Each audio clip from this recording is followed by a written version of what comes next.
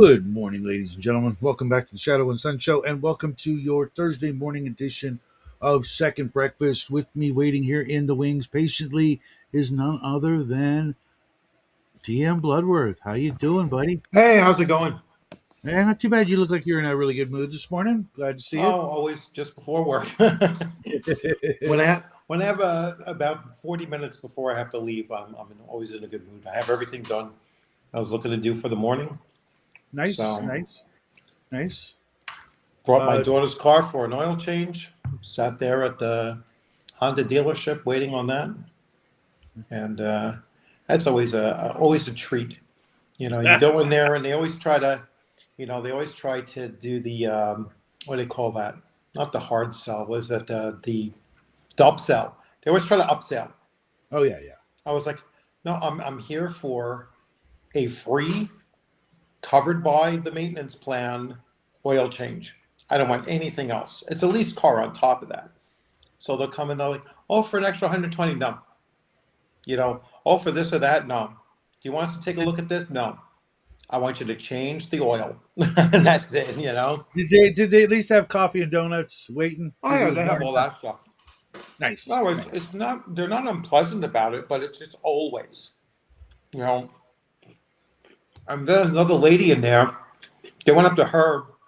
Now she had an older car, but they're like, "Oh well, you really should consider doing this thing." $1,200.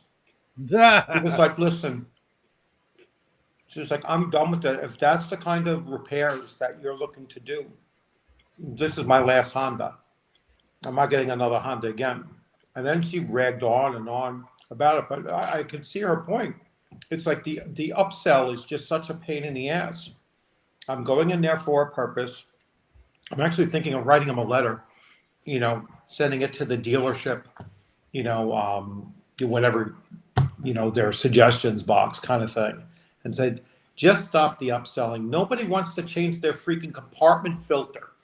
All right, I've had cars for a decade, never once changed the compartment filter. That's the most ridiculous thing.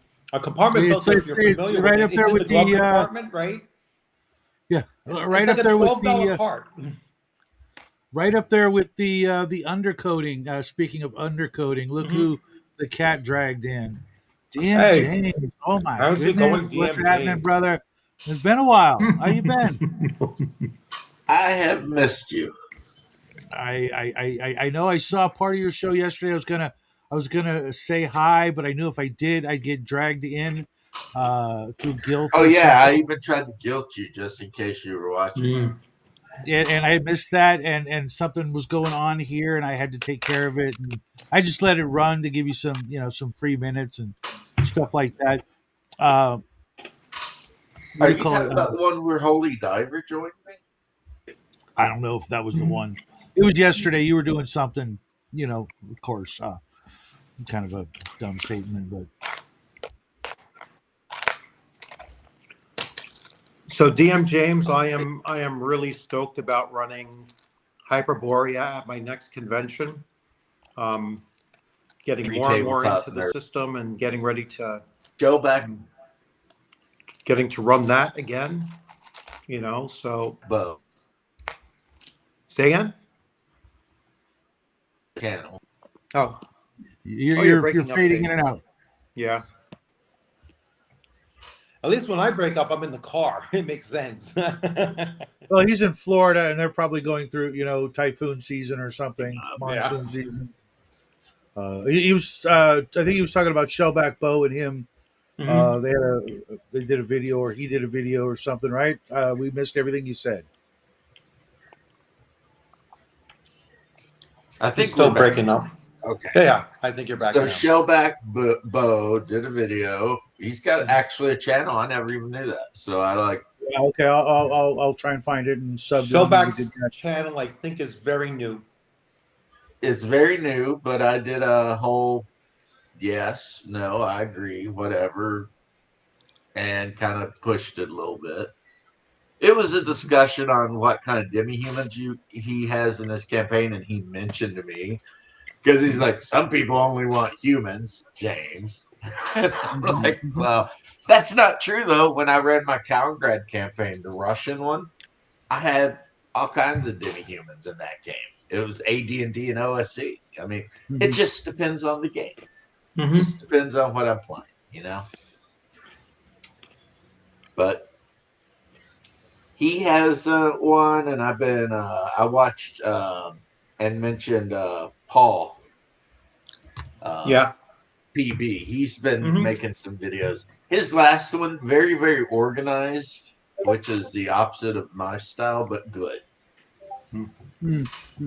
But very. I haven't talked to him much lately. Just our paths don't cross that much. I know he's like working or something at this time, and I try to limit my online activity during the day, or I will get nothing done but watching or participating in videos, and I do need to get stuff done. It's later in the evening that I have actually more time, but that's going to change soon. Jackie and I are probably going to be joining Knights of Columbus, and I don't know what night of the week that's going to be, and trying to do some volunteer work and charity work in our neighborhood. If I'm going to be stuck here another 2 years or whatever, I want to get back to the new home I've found out here in the high desert. So, why not? They seem like a good bunch of guys, and I had this construction job back in Virginia, and we would one of the jobs was refurbishing a bar, but they had this back room that was dedicated. What's up, Squirrel? To the Knights of Columbus, order that was there that operated out of that bar, and I was always intrigued because we'd go back there, and we would just see all these like quasi holy relics, all their trappings, their robes and candle holders, and all kinds of things. It was like going into this like secret vault of religiosity that I was completely unfamiliar with at the time, and it was just like so. I'm gonna say ostentatious because it was just unlike anything I'd ever seen. With like purple and gold and just like what is going on here? I mean, they're meeting at a bar. You'd think they could just casual clothes. But no, man, they did it up, and I'm curious to see. Is it some sort of like Masonic kind of guild, or my grandfather was a member of the Shriners, and they had some unusual trappings as well, and I'm very curious what that's all about. Well, So Knights of Columbus generally meets on Mondays and Thursdays. And They once a are month, pretty much Mondays just a or Roman Thursdays. Catholic thing. Yeah. That's almost all across the.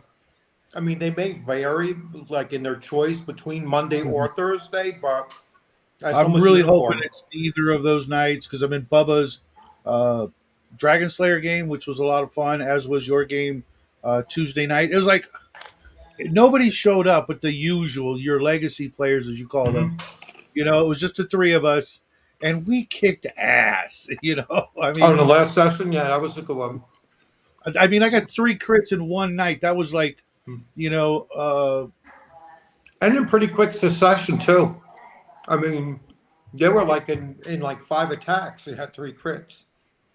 It was just like, no frontline fighter, just me, the assassin, and Mirador, the cleric, and Lee, the thief, and we just, kicked ass, took names, took that Vrock down in like, short order, because that could have been rough. I mean, poor Timmy's character just could have been just eviscerated in one round. Just, I mean, 2 1s on 2d8. Oh my god, that's just wow. The one first time attack was only it was the first one was only it only did 2 points on its first attack, and then on its crit it did two 1s. I was like, wow. Lucky. Yeah, because he could have been wrecked. Mm-hmm. Would have had to count the Literally, he die could have been again. he could have been negative. He's only got like 12 hit points. As a magic user. Yeah. Um, Yeah. So, and it's a shame that it's the second to last game of the campaign. well, I Uh, think that we'll do better. And I mean, the door is always open for you to come in on the new one. I'm waiting Um, on the Knights of Columbus because I honestly well, the Knights of recall them Columbus is saying not going to be Tuesday night. no. Well, I I could have swore that it was ours is Wednesday night, which is Yeah. fine. It's Um, well, uh, Wednesdays are it's either Mondays or Thursdays, but Wednesday night is I run my games on Tuesday nights.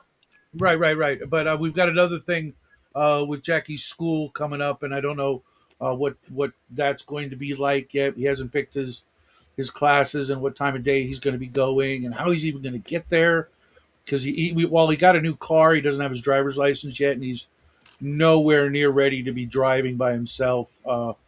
We've got a pretty mellow town. It's pretty, there's one street that's crazy, and he does have to pass through that to get to school, but it's pretty mellow out here, Mm-hmm. except at night.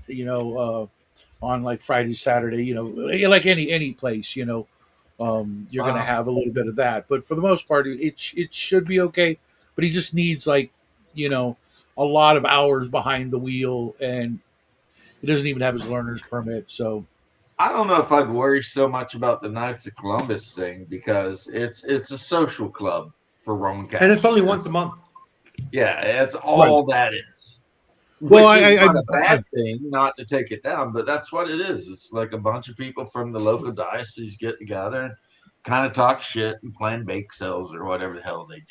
I mean, yeah. That's it's the not thing. like the Masons. There's not a lot of secrecy or secret handshakes or any of that kind of No, shit. no, no. It's the other activities. What we're going to be doing for the community. I don't know when and what kind of activities that's going to entail. Jackie was big on doing all the volunteer work he could do in Well, JROTC. don't say no to shit until you know you have a reason to say Hmm. no. Well, your son's going off to college, right? In September or uh, August? well, he's going to be going to the local community.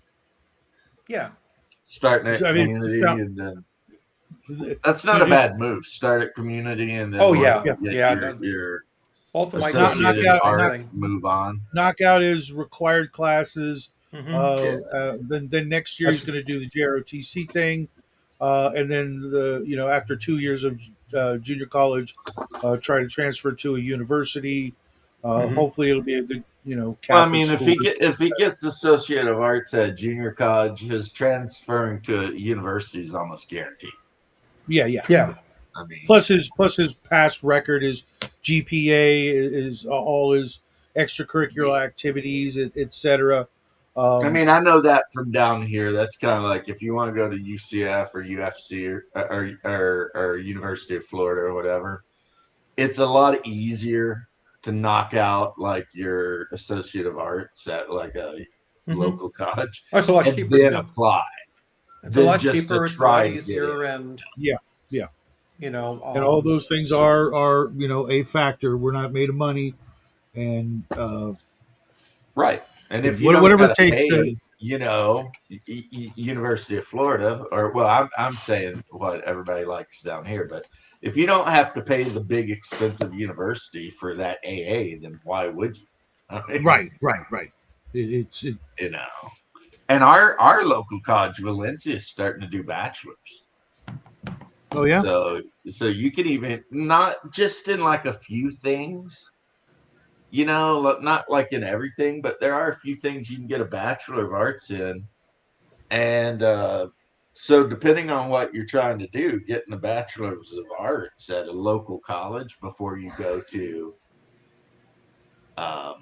major university to get your master's or above, that's going to save you tens of thousands of dollars over the years. oh yeah, yeah. That's Bro, you're not wrong. My nephew got a engineering degree from Auburn, and and immediately stepped into the Navy, become an officer, and now he works on nuclear tech bullshit on a submarine. So Yeah.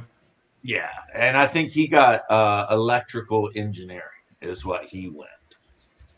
Yeah, And, Jackie's not real technical. He's I don't think he's going to be going after anything. His mom would love for him to become an engineer, but he's like, that's the last thing I want to do. I well, think. that's how we know. Because if it was like my grandma, she'd be like, "What do you mean you're not going to be a doctor?" Uh-huh. As far as I The know, pops mom, you got to be a doctor.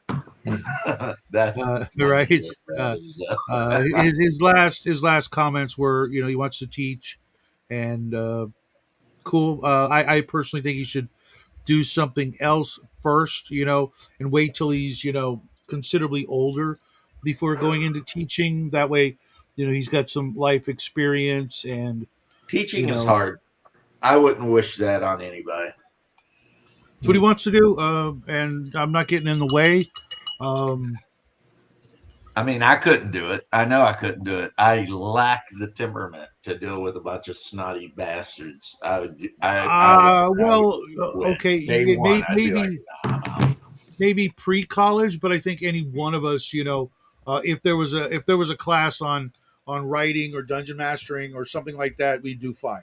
Other things, I don't know everybody that well to say I what you'd think be people really, become really. teachers for love of the game, and I ain't got that love. Well, I know. Yeah, I don't know. I mean, I'm a retired teacher. I did 26 and a half years in the classroom, and I guess I got I knew when I was in high school. I had some teachers that were, junior high and high school. I was like, hey, I could really do this. Like history classes, I didn't have to Same as study Jack. for I think them. that's I just exactly. absorbed everything, and I was like, all right, this is the subject. If I were going to teach, this is the subject I would do. Mhm. Then, when I was when I entered the military, I started doing even in basic training. I was teaching classes as like a peer in basic training and advanced training. So I was like the setting up the Claymore mines teacher. And and Yeah. and setting up OPLPs.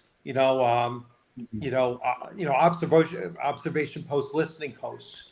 How to Neat. dig them, how to set them up, how to do this and everything. But really, it was the Claymore Mines thing that I was in a classroom setting and I was teaching that there. So once I got out of both training and then active duty, because I was doing a lot of training when I was on the active duty side at my unit. I was like, all right, I had the option of becoming a police officer, and I could have gone that way. And I was attached to a military police unit at the time as well. And so I was like, oh, I could maybe do this. But I was doing patrols, on Fort Totten, which is in Queens, New York City. And this was in the, mid 90s. And it was an absolute shithole. I mean, we were dealing with, that was during like the crack pandemic, in the city, Yep. and dealing with all kinds of nonsense like that. I was like, no, I was like, that's just not the place for me to go, not the route for me to go, because, I knew damn well, I was a shooter, you know, I would have been, in trouble in that career path, and so I decided, all right, I'm going to go into teaching, and yeah, I started teaching in on Long Island. I started teaching around '96, and then in the city, I went to the city, New York City, in '99. Tough school districts, so middle school in the city the whole time. Middle school, South Bronx. My entire 19 years there was actually no, it was not 19. It was 21 years in that setting, and I don't know. I had a pretty good time with it.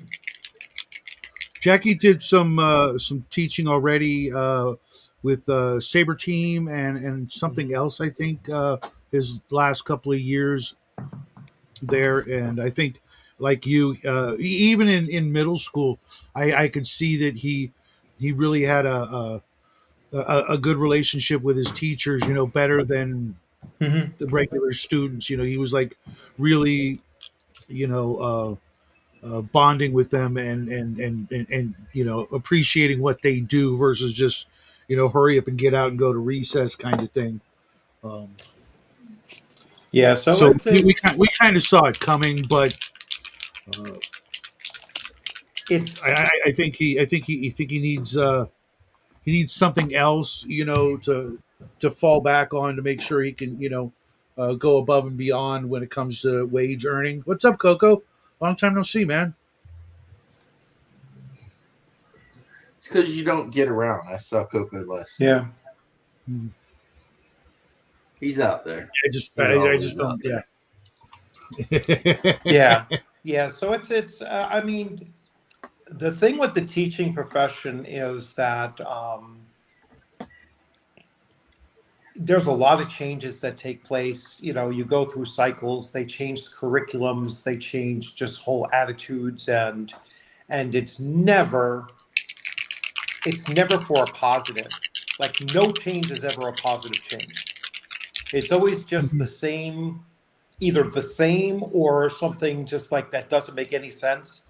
And then Mhm. they'll run with it for about 2 years until the next group of people come in looking to make money, and then they switch it. You know, or if the you know if the system has the system heads change, whether it's a chancellor of schools or new mayor or new board Mhm. of education come in, they always have their own buddies that they want to support, and they change curriculums.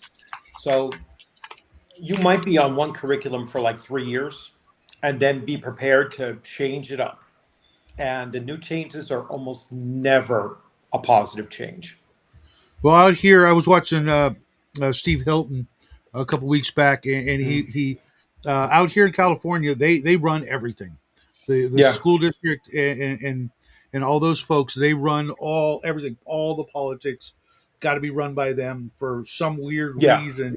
And he does have a little bit of an interest in politics, so maybe you know out here that's the way to go. Get in and maybe make some positive changes. I just have a feeling that he's gonna butt heads with some folks before Oh he yeah, gets there. no, there is no changing the politics in a blue state of the union education politics. Not going to change it. Despite everything that is counterintuitive about the directions they go in, they'll never shift from it. You know, teachers unions in blue states, are, and the National Teachers Union as well, the American Federation of Teachers Mm-hmm. is a Marxist organization. And that's its leadership, that's its thing, totally disconnected from the classroom teacher and their perspective. It's Oh yeah, it's not it's the perfect example of the head not knowing what the body wants, and or needs, or care what the body wants. It really is that embedded. which is a shame, but you know, Yeah, it's just, Well, but for you what it's just, worth, Richard, yeah. it's the same in red states, Well, except it might be because because they're the just teachers' unions disconnected in red from states their are own still communities. far left. Mm. They're just that way everywhere. Yeah, it's like, but it's amazing because like I do pensions, right? So I do, people's financial livelihood after they retire, Hmm. and you would be, possibly shocked. And I know a lot of, politicians, especially politicians like GOP politicians, would be stunned at how many teachers are actually at the very least fiscal conservative, if not conservative. But you just never know it because they don't speak up. They're silent about it while they're in the system. But when it comes to me in a in a setting to talk about their pension and the things, their politics after retirement, Mhm. totally different than what they might have portrayed. I mean, it's like they come in there, oh no, I'm not doing this. Oh no, I'll vote down every school budget that ever comes across my path. Oh no, I don't vote this way that the union says or whatever. As soon as they're out or just about out, their politics comes out. It's about me, my pocketbook, and my wallet, and and my own interest as a taxpayer, as a As it homeowner should be paying if you school think about it. I mean, taxes. Yeah, they because I mean, just once you're out of the system, they don't have your back, and yeah, you gotta make your money work yeah, for you, and they don't want that. They just want you doing what they want because it helps them. Because I mean, look at the fraud that's rampant, and it's not just you know one color or the other everywhere. Anywhere people are in charge of other people's money, there's gonna be some oh yeah, we'll just take this and put this here. Don't say anything kind of nonsense. What's up, James?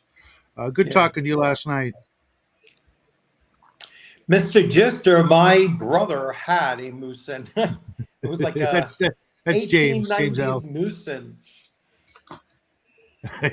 Good evening, my fellow Well, he Leninist. got one thing I'm going to show wrong you with the Trotskyite to the butt of a Mosin. the I said, Leninists killing the Trotskyites. That was actually the Stalinists, my good man. Lenin was dead. Yeah.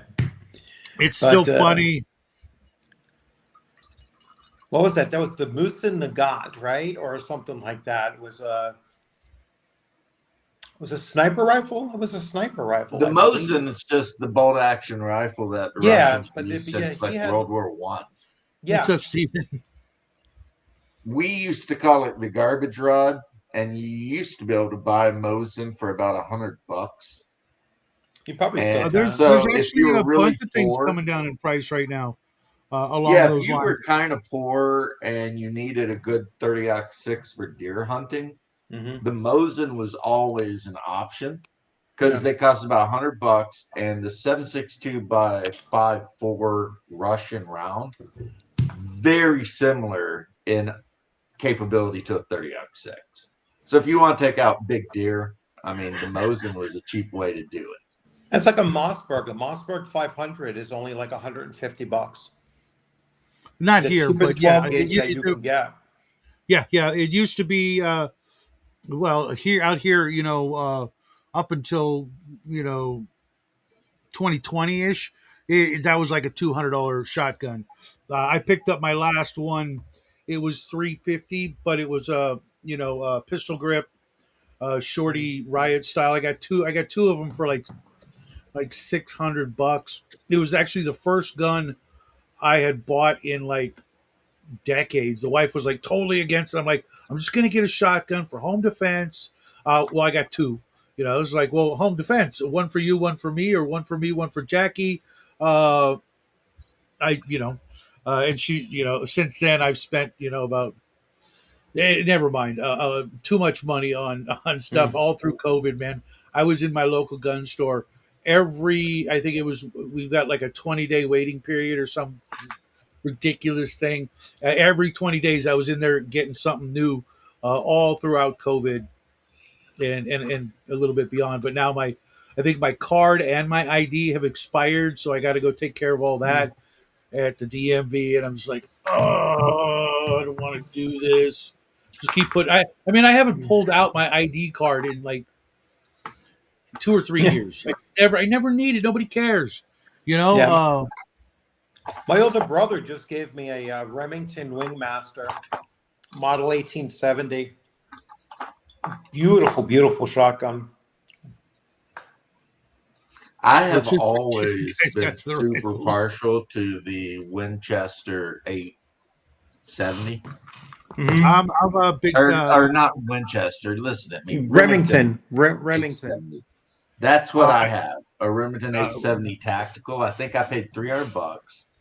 And like Shadow said, it wasn't like your standard generic 870. It was like all black with all the tactical bullshit all over it. And I it was still sold like one rifle that I still regret to this day, which was a Winchester Model 44 lever action, 44 caliber shorty. I regret selling that every freaking day. And I got like $300 for it, and now I couldn't get one for probably less than $2,000. Well, if you end up in Texas again, you'll find that it's it'll Oh, be a I've lot already cheaper. I've already decided if I get the green light to go to Texas, right? I'm going to sell like every one of my guns except for like two at double the price I paid for them, and that's only been Mhm. 4 years. Sell them for double the price, go to Texas, and then buy two of each of the things that I sold, Yeah. and probably still have money for like a case of ammo. bing. Mm-hmm. Well, I've been seriously looking at a Henry lever action 30-30. I picked up the Henry AR-7 for when Jackie turns 21. It's that little 22 rifle that collapses down into the stock that James Bond had the Charter Arms version. That was a piece of garbage. I know Yeah, because my old man, floats and everything. my old man, Those are cool. when Those my are dad cool. had his gun shop, we got a bunch of those in. It was also used in a James Bond movie, and every one of them came back. Every single one of them came back. Had to go back to the factory. Blah blah blah.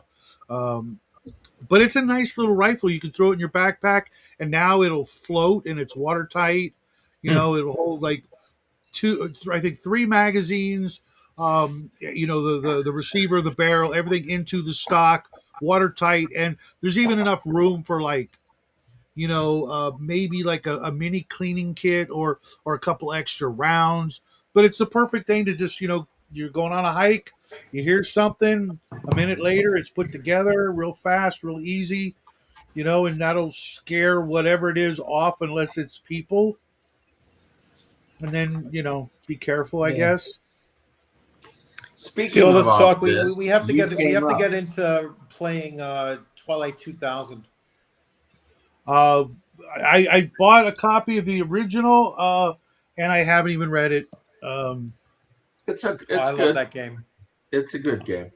I a lot love of that people I game. know played the hell out of it. I never, I I never got the got. new one too. I picked up the new one at a convention, and I just got the PDF. So I have to start tearing through it. It's a free league. Free league. Free league published the fourth edition. So I'm sure it's probably a pretty good edition of it. But I I can always tell you loved. it I is did not absolutely like Twilight amazing. 2000 second edition. All right. I preferred Twilight 2000 first edition, but now that I have the PDF of this, and I'll bust open that box there and start taking a look at it.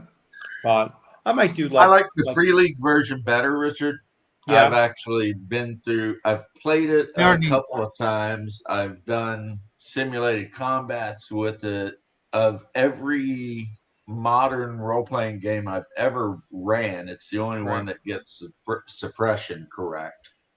Good. Um, Good. so, like when you fire an automatic weapon, say you've got a 249, you get your roll to attack, but the 249, you roll a bunch of rate of fire die, Mm-hmm. and they can determine if you get additional hits, but also how much suppression you do, which will make enemies that you're targeting Mm-hmm. have to roll their coolness checks or hit the dirt. Mhm. Right.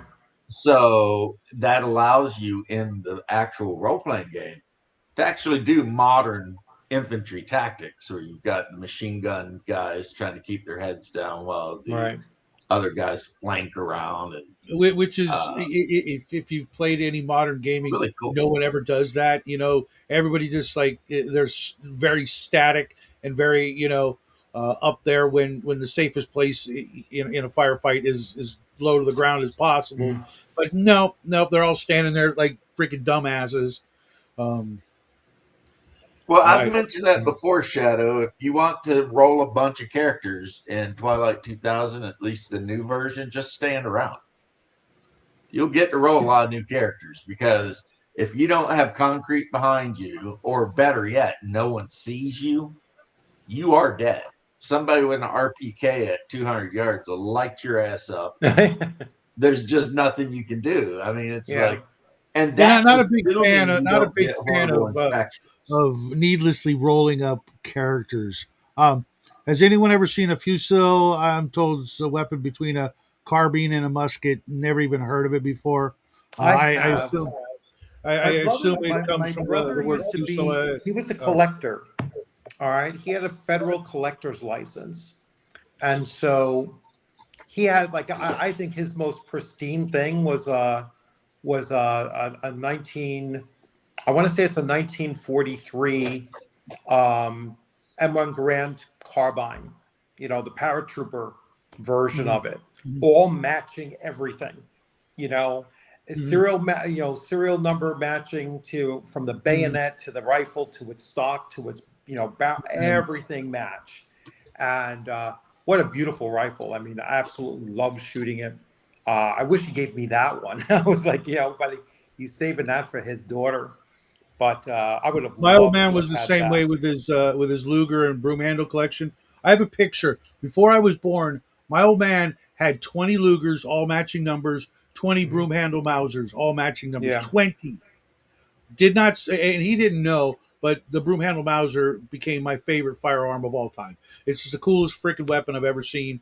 I've got a BB gun, a Schnell Fuhrer version that's fully Mhm. automatic. You know, you pull the trigger and out come 20 BBs.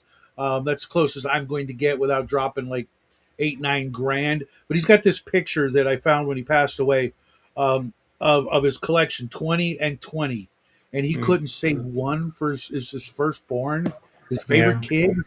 I It's have a like, question. oh, hmm, The guy asked if anybody's ever seen a Fusel, Mhm. and now I'm wondering, is that where you get the name Fusilier from? or fusillade, Yeah. Yeah, I don't probably. know. I've heard of it Fusiliers? before. Like I said, I think my brother might have had one. I knew like when you brought up the Mosin, I knew that he had that. Um, he was into collecting sniper rifles as well. So his earliest I've got a one nice was long range reach out and touch somebody. Uh, yeah. my my uh, my Remington 700 has got a 32-inch barrel and a very expensive piece of optical gear. Um, I could probably hit somebody 3/4 of a mile Yeah. without any Well, effort in World whatsoever. War II, Richard, they used the Mosin as their sniper rifle as Oh well yeah, as, yeah. That's what I'm saying. Yeah, you know, but like the deadliest sniper in the world was using a Finnish-made Mosin, yeah, and that Samohaya, he yeah, killed like 300 guys in a month. And he was using basically the Finnish-made version of the Mosin that got no optics, yeah, Mm-hmm. Just iron sights. iron yeah. sights, and generally engaged at under 150 yards. Yeah. Was that I've guy who was never, up in the I have tree never just used taking them out optics. left and right as they were charging him? Nope, he never climbed trees. He invented the idea of taking water and sprinkling it in the ice in front of the barrel and then laying as low as possible, all in white. And the reason he'd do that is when he'd fire the rifle, it wouldn't puff smoke, it wouldn't puff Hmm. snow up because he Gotcha. had packed it to ice. Now, to be fair, he carried a Finnish made submachine gun also. So if shit got hairy, he would Right. put the rifle up, pull the submachine gun out, and spray his way out of. He was so feared. They ended up the way they took him out was like an airplane strafed his position and hit him in the face.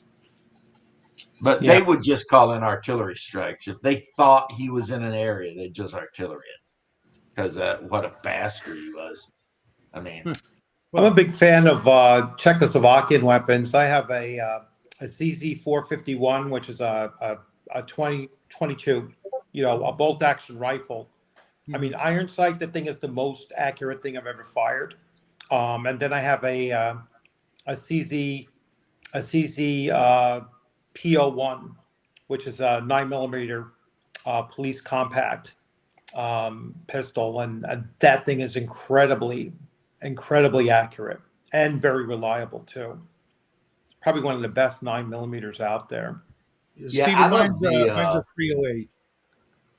what's it called? The VZ something, and it's the Checkmate assault rifle they used back in the 70s and Yeah, 80s. everything's CZ, And it looks like eventually they did CZ USA, and that's when they came out with the right. 452, and they're Well, the not the thing I'm same talking about looks quality. just like an AK-47 and Yes. is completely different.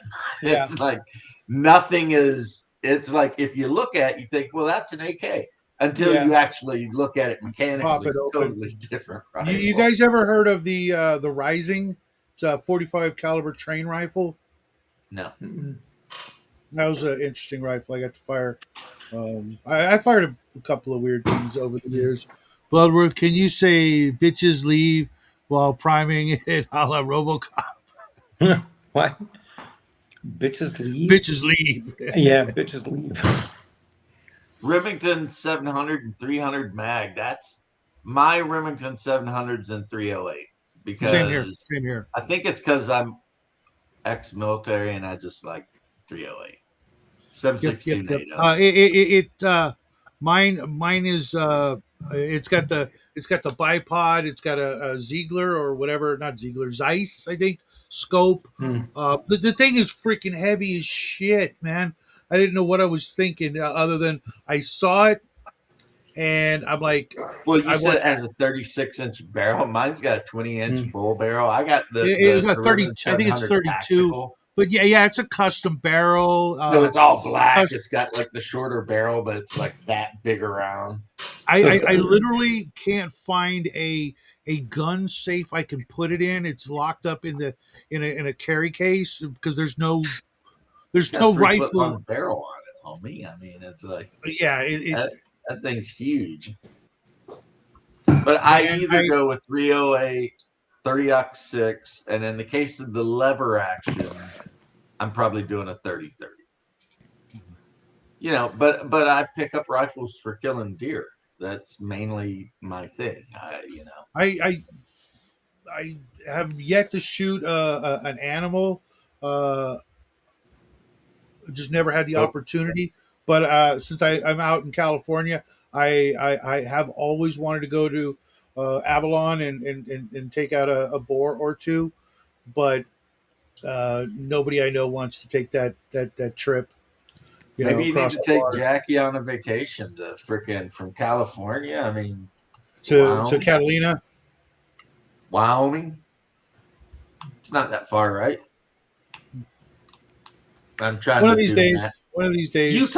Utah. There's great hunting in Utah.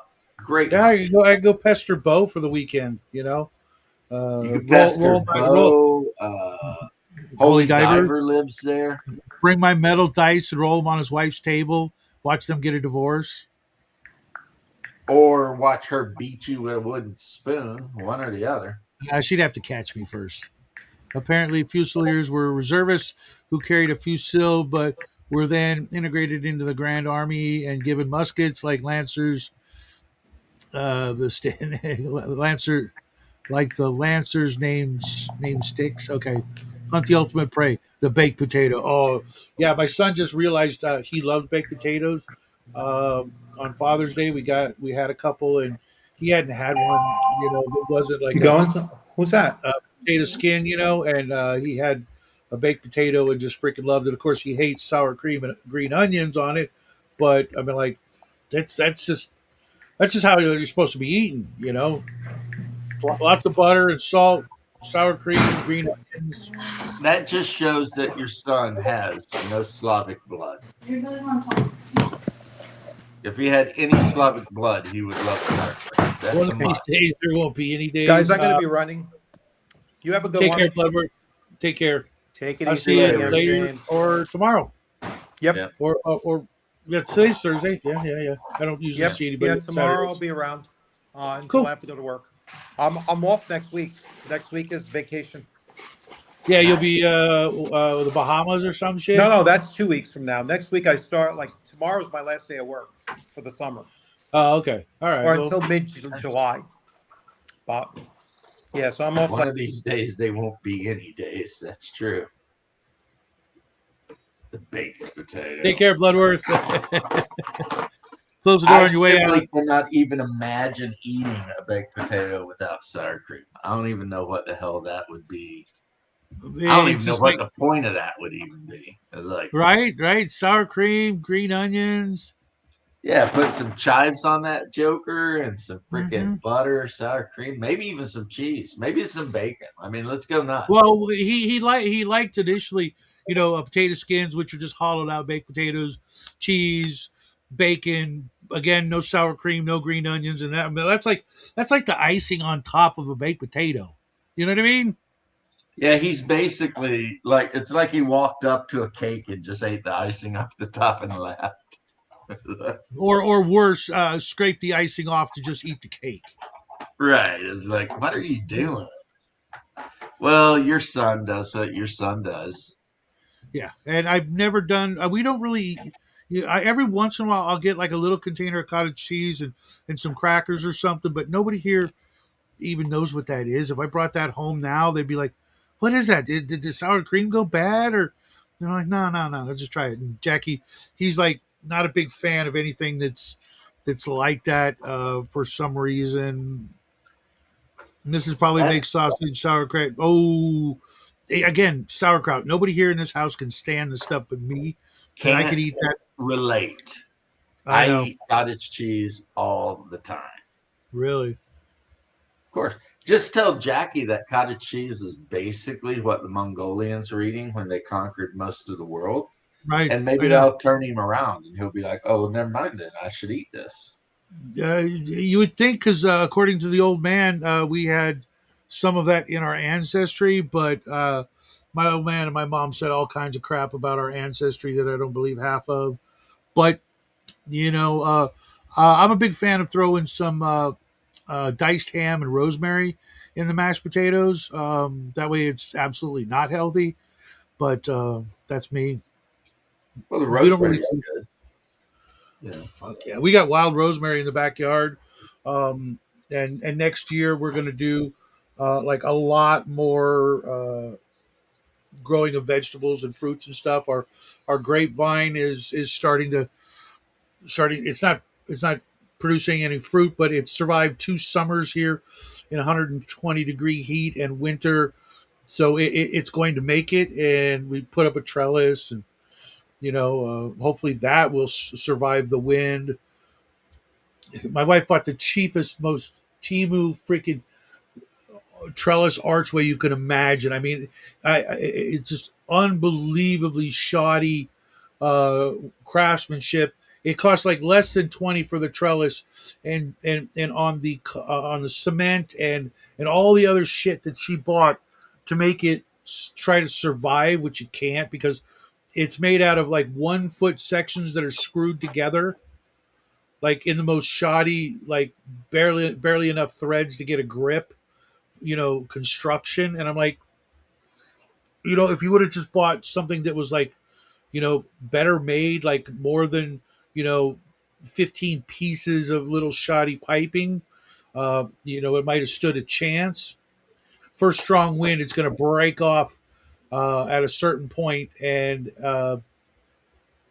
we'll be stuck with a bunch of concrete and freaking little metal poles sticking up out of the ground for no fucking reason.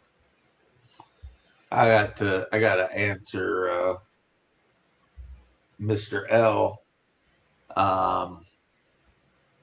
Saxons and Vikings, Mr. L. I just picked up Victrix, Arabs and Rus. Yeah, he's 10th been talking a lot century about Rus. that company. He showed me some of those last night. I really like the 12 mil WW2 stuff. Uh, Victrix has been around for damn near ever.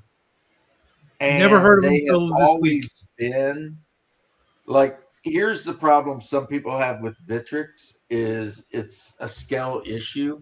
A lot of times Victrix does true scale, which means if you put them next to like a Games Workshop style figure, they look a little weird. But as far as historic miniatures, they're beautiful. And It they're was kind of actually cheap. Amazon Squirrel, but it might as well have come from Timu. And I bought a couple of things from Timu that didn't suck, but I kind of stay away from it. But it was just, I'm gonna have to like wire it. I've got this spool of garden wire that I've had like my whole life. I think I was born with it, and I Yeah, still have it, and chicken I use wire. it. Yeah, yeah, kind of. And I'm just gonna have to wire the shit out of it to keep it together. Um, and I agree, Right. James L. Out of print, dead GW games are the best GW games. Man They of are. War, But Epic, like, oh, Necromunda. Holy Diver showed me a channel where all they do is play Man of War. I need to forward that to you. There's a I think YouTube James L. channel, they just already play beat you Man to the of War. punch on that one. And yeah, rub it in because I have no boats. I have He all the did boats. send he sent me the rules for Man of War, and that's just even more. I mean, if I wanted to, like I could spend the next couple of months getting all that crap, Oh, but he's got his early Saxons, which again, beautiful figures. Late Romans, which you can pass off as early Byzantine troops. You know, um, I don't even know what I'm putting these armies together for, but probably for Oathmark or probably for I've got Bishop's War and I've got the first edition copy of the book Outremer, which is all about the Crusades. So the Rus I just got because they're Rus, but the Arabs I got to to bulk up my Arabic army. And they're cheap, Shadow. You get like 48 figures for $50. And they come yeah, with I saw everything. the way they packaged them. Uh, Archon Studio has started just shrink wrapping with a little piece of paper a lot of their kits to Right. save on because printing paper in Europe is like they're really pushing toward no more books and manuals and things like that, which is just fucking stupid as shit I've ever heard. But it does cut down on the price because a cardboard box, printing a cardboard box, as we all know, sometimes is more expensive than what's inside the box for whatever reason. Uh, Well, and nothing and could be so more expensive than that box that your copy of Arduin came in. Jeez. wait till you see the next one, That man. big plastic and whatever box. That thing was. You can. I But think for they had. wargaming, Vitrix is definitely a top tier uh, company for wargaming. They're They look. Irish. I've got a shit ton of the Irish from War Games Atlantic, and I really wonder. Like, as a matter of fact, I've got some of them right here that I've been working on because in the Saga game, okay, apparently the Wolfhound Titan wanted to show up and say hi too. Um, in the Saga game, I actually play Irish, so here's some of the Irish with their little shields. These are just javelin guys because, Dark Why Age not? Irish, you got a lot of javelin guys. And then you've got your leaders that might actually have armor and shit like that on. But yeah, the Vitrix Dark Age Irish look really badass. So I'm kind of like, But my wife bought me a couple boxes of these bad boys. And my favorite part is that each box comes with like 8 wolfhounds. So so I have 16 Irish wolfhounds that I can just, put into different armies and run around with. And I mean, it might not seem like much, but hey, I like it. I'm Well, a that's nice that fan. your wife will do that. My wife uh, wouldn't know what to buy. Jackie usually like does that, kind of thing. Father's Day, Well, for birthday Father's stuff. Day, the wife bought me Ghost Archipelago Serpent Men, Ghost Archipelago the Savage Humans, and then Frostgrave Cultist Box 3, because they have like 3 separate Yeah, cultist James boxes. has been showing me all that Frostgrave stuff and Stargrave Yeah, stuff. They look like they got some good stuff, but well, I Frostgrave is the game you and Jackie should be playing. I can't disagree, but I can't get him to sit down for more than 10 minutes to eat a meal, and then he's off to Yeah, he's you that know, age, man. He's that yeah, age. yeah. So He's I'll going to just be wait. like that for a while. Oh yeah, yeah. Exactly, James L. I've got a ton of Irish skirmishers, but then I've got my block of the Irish lords, and they're all on chainmail with great axes, like big ass 2-hand Dane axes and shit like that. And then because of the way Saga's set up, I have 2 champions. Because the Irish army is really weird. It's like overall their units are cheap and they're not great, but some of them are pretty good. But then you can buy champions for your army, and the champions are individually just murder machines. You know what I mean? And it's Mhm. supposed to represent like the Fenians and all that sort of thing, I think. And oh yeah, my Irish champions. And they don't even look like champions. They're just dudes wearing robes with like a spear. And it's just like it's just an old dude with a spear. What's his deal? And then, stat wise, he's just a monster. Okay. Battle of Hoth. I've got the Battle of Hoth. It's actually sitting in my closet. I haven't even took the shrink wrap off because I have no one to play it with. My wife is not interested in that kind of game. Dude, I Yeah, would play yeah. that Pretty much game. everyone in my Irish army is barefoot. I think that's just a thing. And some of these guys, this one I showed you, this is not from the box set. This is Gripping Beast.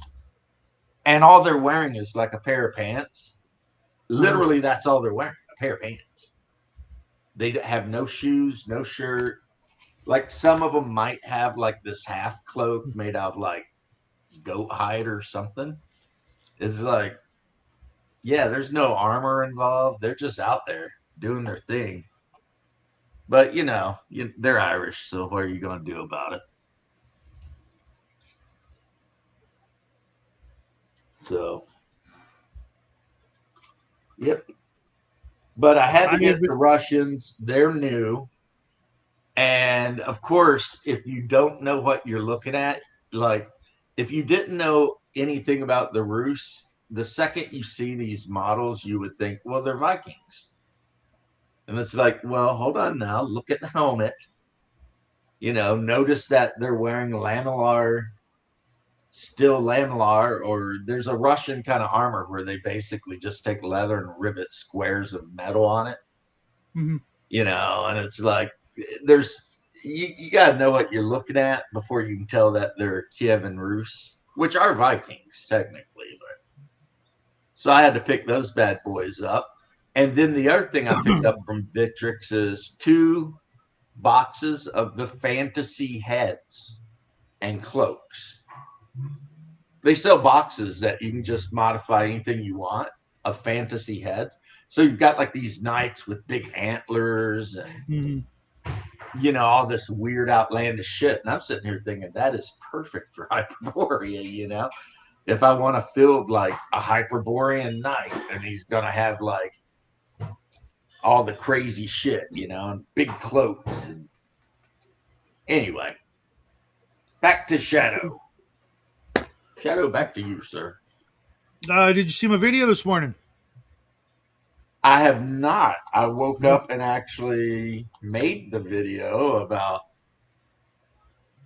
um, yeah, they do have square shields, but I'm fielding all the round shields. And since I ordered directly from Vitrix, I ordered the shield transfers for it. So when I build my Rus, they're all going to have the Rus style round shields with the. Now the Arabs got some crazy wild looking shields, and I also ordered all the shield transfers for the Arabs too, because trying to paint a shield green and then paint like, Arabic across it is not Fuck something that. I can do. So, yeah. And the 48 figure box comes with like 20 armored Arabs and then like 28 unarmored Arabs that can be equipped with bows or. So it's basically most of an army right there, really. I mean, I of course have my Arabic horse archers and heavy cavalry, but I like to fight them against my Byzantines because that's how I roll. Oh yeah, man. I bought stuff on Temu. Quality varies a bit wildly, kind of like a junk shop, but they have good terrain bits. I got like a, a pocket solar power bank and some hand warmers and a couple other odds and ends. I wasn't greatly disappointed with any of it, but I've heard lots of horror stories, so I just stay away from it. Um, I bought something recently. Bloodworth has joined the group. welcome, welcome back, sir. On the road Yeah, I mean, again. on the road. I'm taking a different route, so I might not break up as many times. Nice, So, nice, nice. I don't suppose you watched my video this morning either, right? I did. I caught a good, at least a good portion of it, because I was uploading my video, in which I mentioned you, by the way, several Okay. times. Thanks. So, yeah, you had quite a bit of influence on my thoughts about character leveling pace and domain play and I had a that kind of feeling thing. because lately I've been on that domain play kick, and I saw a domain play in the title, and I'm like, I wonder if I've had any effect on the old Sir Bloodworth, and it seems I have. Yeah, Just no. okay. So much for the not breaking up part. Can't hear you. Seemed like too much of a Oh, gamble to I'm stick in a with. little spot. Yeah, just one spot. Um, but yeah, I have Clear up. always been a huge fan of domain play. that's what got me into D&D. When I was reading the player's handbook and I read about the ranger and the fighter and the priest and the thief all getting their little slice of heaven when they got to 9th, 10th level, I'm like, oh my god, that sounds so cool. I got like a little guild of thieves, or I didn't even know what the ranger got. It just sounded cool. And then when I looked in the DMG, I'm like, oh my god, they get all this cool shit. I could get a bear or a freaking, not even looking at the storm giant or the copper dragon, the crazy shit, but just like some normal stuff, a Pegasus. I mean, like, shit, man. I could picture just going on an adventure, just trying to tame a Pegasus, like in Clash of the Titans. But you just make it to freaking 9th, 10th level and build a log cabin or some shit, and next thing you know, there's a Pegasus at your door. Hoofing, I hear you're looking for a steed. How cool would that be? Or the priest and their little mini army, the fighter, all that crap was just so like. There's so much you could do, because like one of my players in my AD&D game, he's like, I'm at the point where I don't even need these other schmoes. We can just play one-on-one, and I'm like, yeah, but it wouldn't hurt to not just take your barbarian horde and just murder everything, because you're gonna miss out on like a lot of treasure because they're just gonna keep it and not tell you. If you think the barbarians are go, here, sir, this is all the treasure that the dungeon had. It's all yours. You are high as a kite, right? They're gonna go, hey, I found a +3 dagger. I'm keeping that. You're never gonna see that shit, right? Well, I'm the an one outlet place. for my cardigan fetish. Can you hear me now? Yeah. Kinda. Oh, kind of. The one place where I differ from you was that I would not spend any table time on domain play. Nothing at table time. Mhm. Domain play is all outside of the session. Either leading into the session, this is what I'm going to have my henchmen and followers and doing, and post session, what are they doing over the next 7 days until we meet again. And the player character is solely an adventurer. So if you become a guild master, that's your retirement. All right, because that means that you're no longer functioning as an adventuring character. I could see there being some things that you could do as a 10th level thief while still maintaining your guild. If you've got like, especially if you get like lucky and get like a 6th or 7th level henchman thief when you're rolling up your thieves, you're like, okay, you're in charge, but anything goes bad, blaming you, or maybe get like a wizard or your friend of yours to put a charm person spell on him or something like that, to make sure that they're working on the up and up and don't get killed. And while you're like scouting out dungeons or places to hit, and then you use your thieves guild as like like distractions, like those pickpockets that work in teams and stuff. You got guys bumping into each other, people it's just your job, just bump into them, and then your other guy, your job is to actually pick the pocket, so they're looking at the guy who bumped in, but it's the other guy, all kinds of misdirection, Mission Impossible stuff. But you're right, a lot of that would probably be best done solo, because the other players are going to be sitting there for a while, uh, you know, waiting for you No. and that What player happened to at the finish. table? Number two, the thief is probably the worst example to use for that, because they're all chaotic. As soon as you step away, they're already got their aim. They got their aim on taking you out. No, Thieves Guild is not the Wait, guild what that you character? want to What step character? away I'm sorry, you broke up. from. What The character? thief. Oh, The thieves. Thief character. Baby. A thief. Thief is the worst character class to think of. I'm going to step away from and let somebody else run it in my stead for a while. Nope. They will replace your ass in a blink of an eye. Maybe.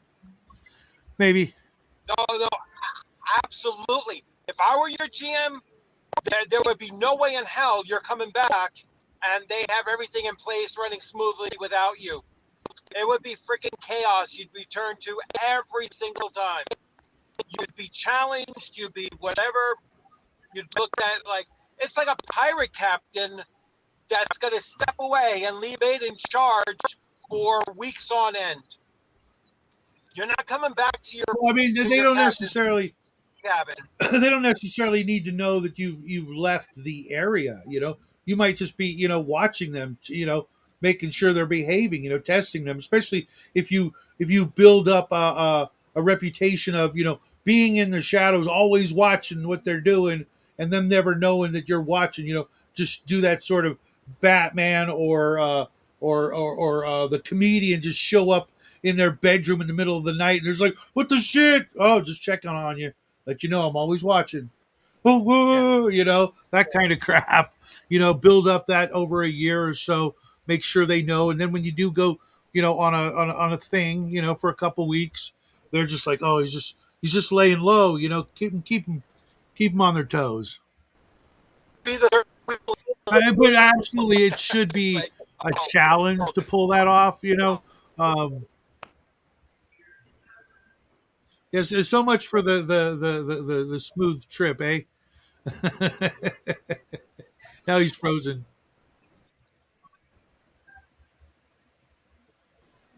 Yeah, we're missing all of what you're saying, Bloodworth. I would think, and this is based on my experience running domain play, that a lot of the players would,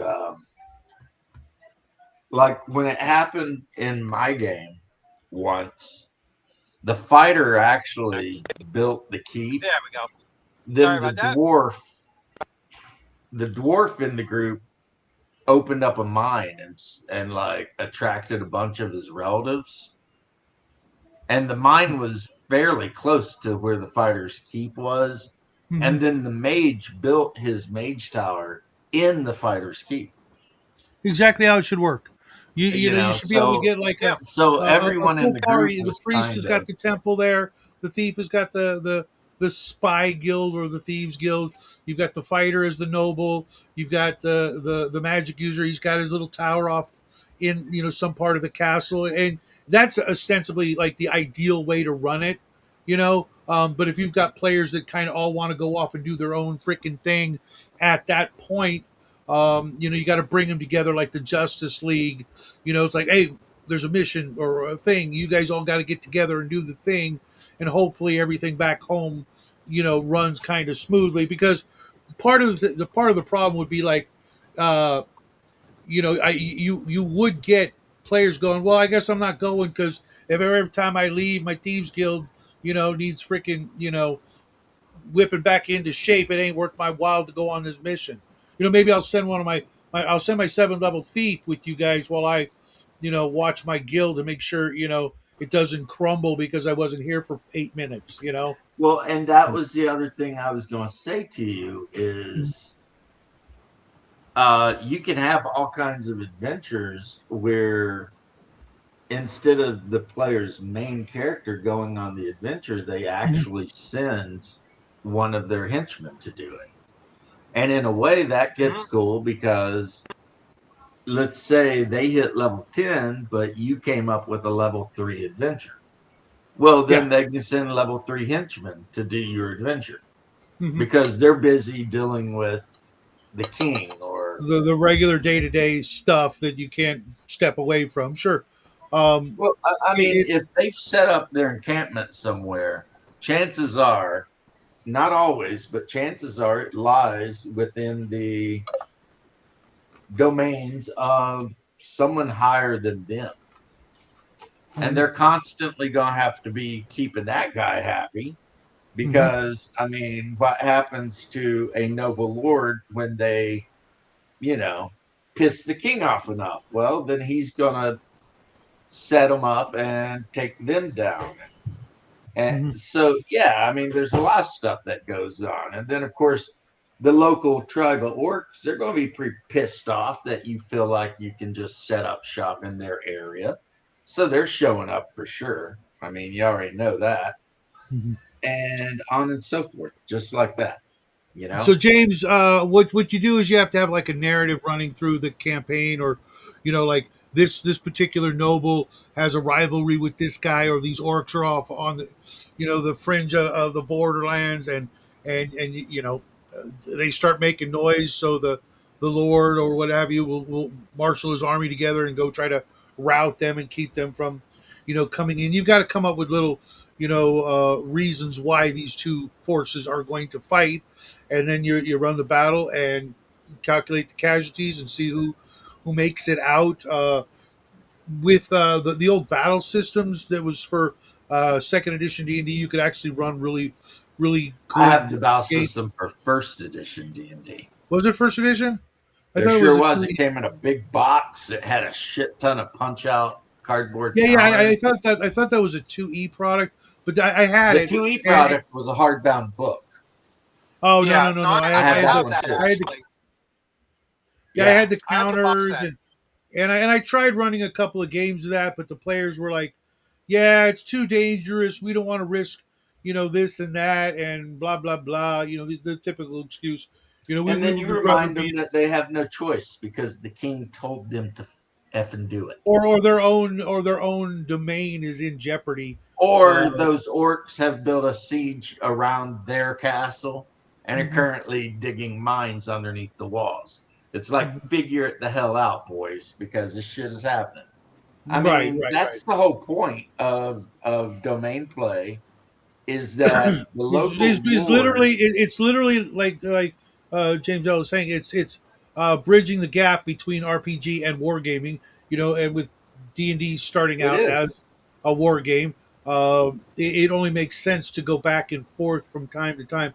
I'm doing a video next week on the whole thing the sort of the cycle, because I've noticed a lot of older DMs are getting into or interested in uh, not just the domain play, but D&D's roots as a war game, and trying to make use of it to find some way to enjoy that because most of us were too young to have really played like chainmail and D&D back in the 72 or 74 or whatever it was.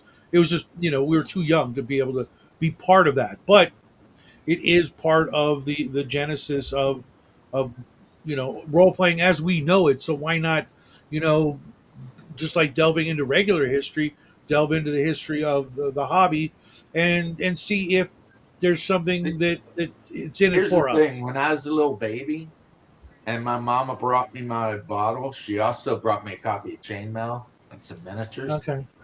No, but I get exactly what you're saying. Yes, it's kind of wargaming. It can be, Mhm. but you're the fighter, right? And you're high enough level to build your own keep. Well, you're not building that keep on a nice, friendly, agricultural area right next to the King's Highway.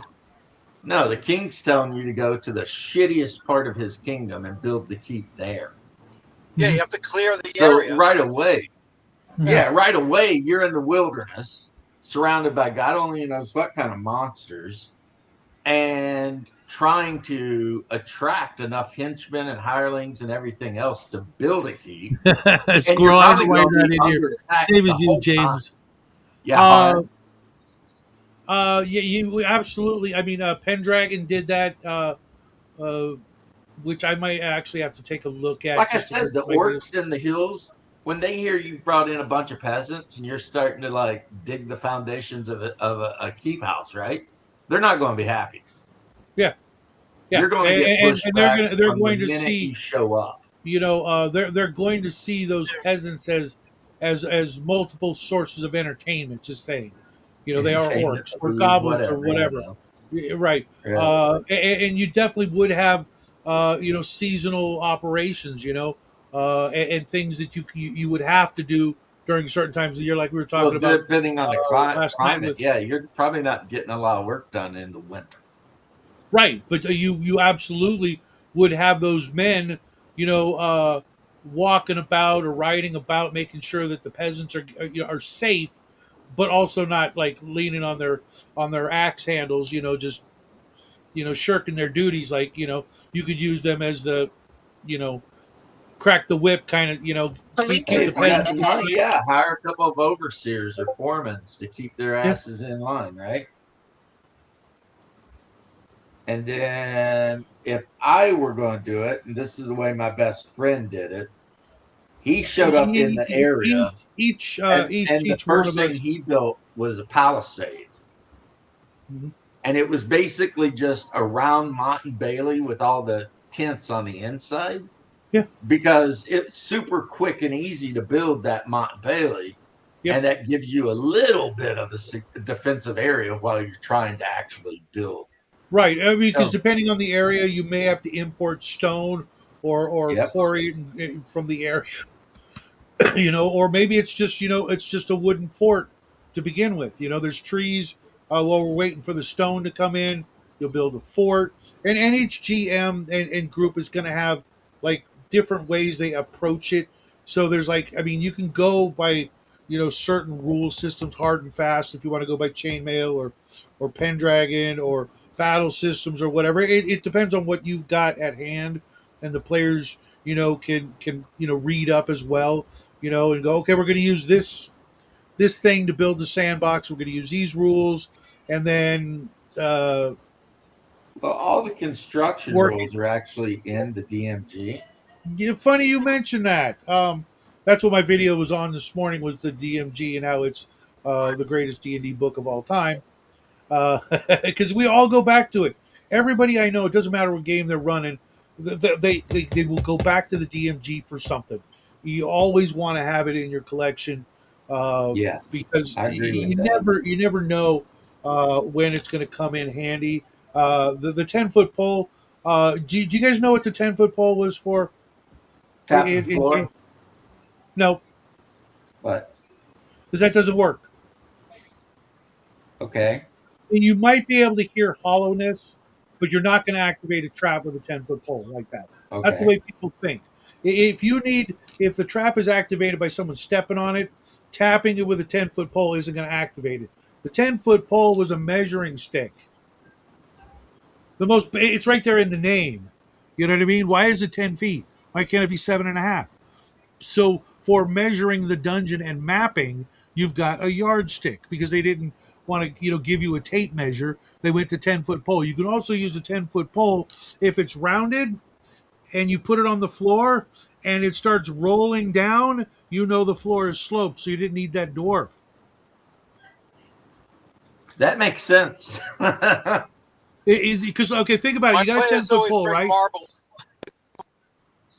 That's That's Marbles. easier. That's easier, but you can't use it for measure. You can't use the marbles for measuring.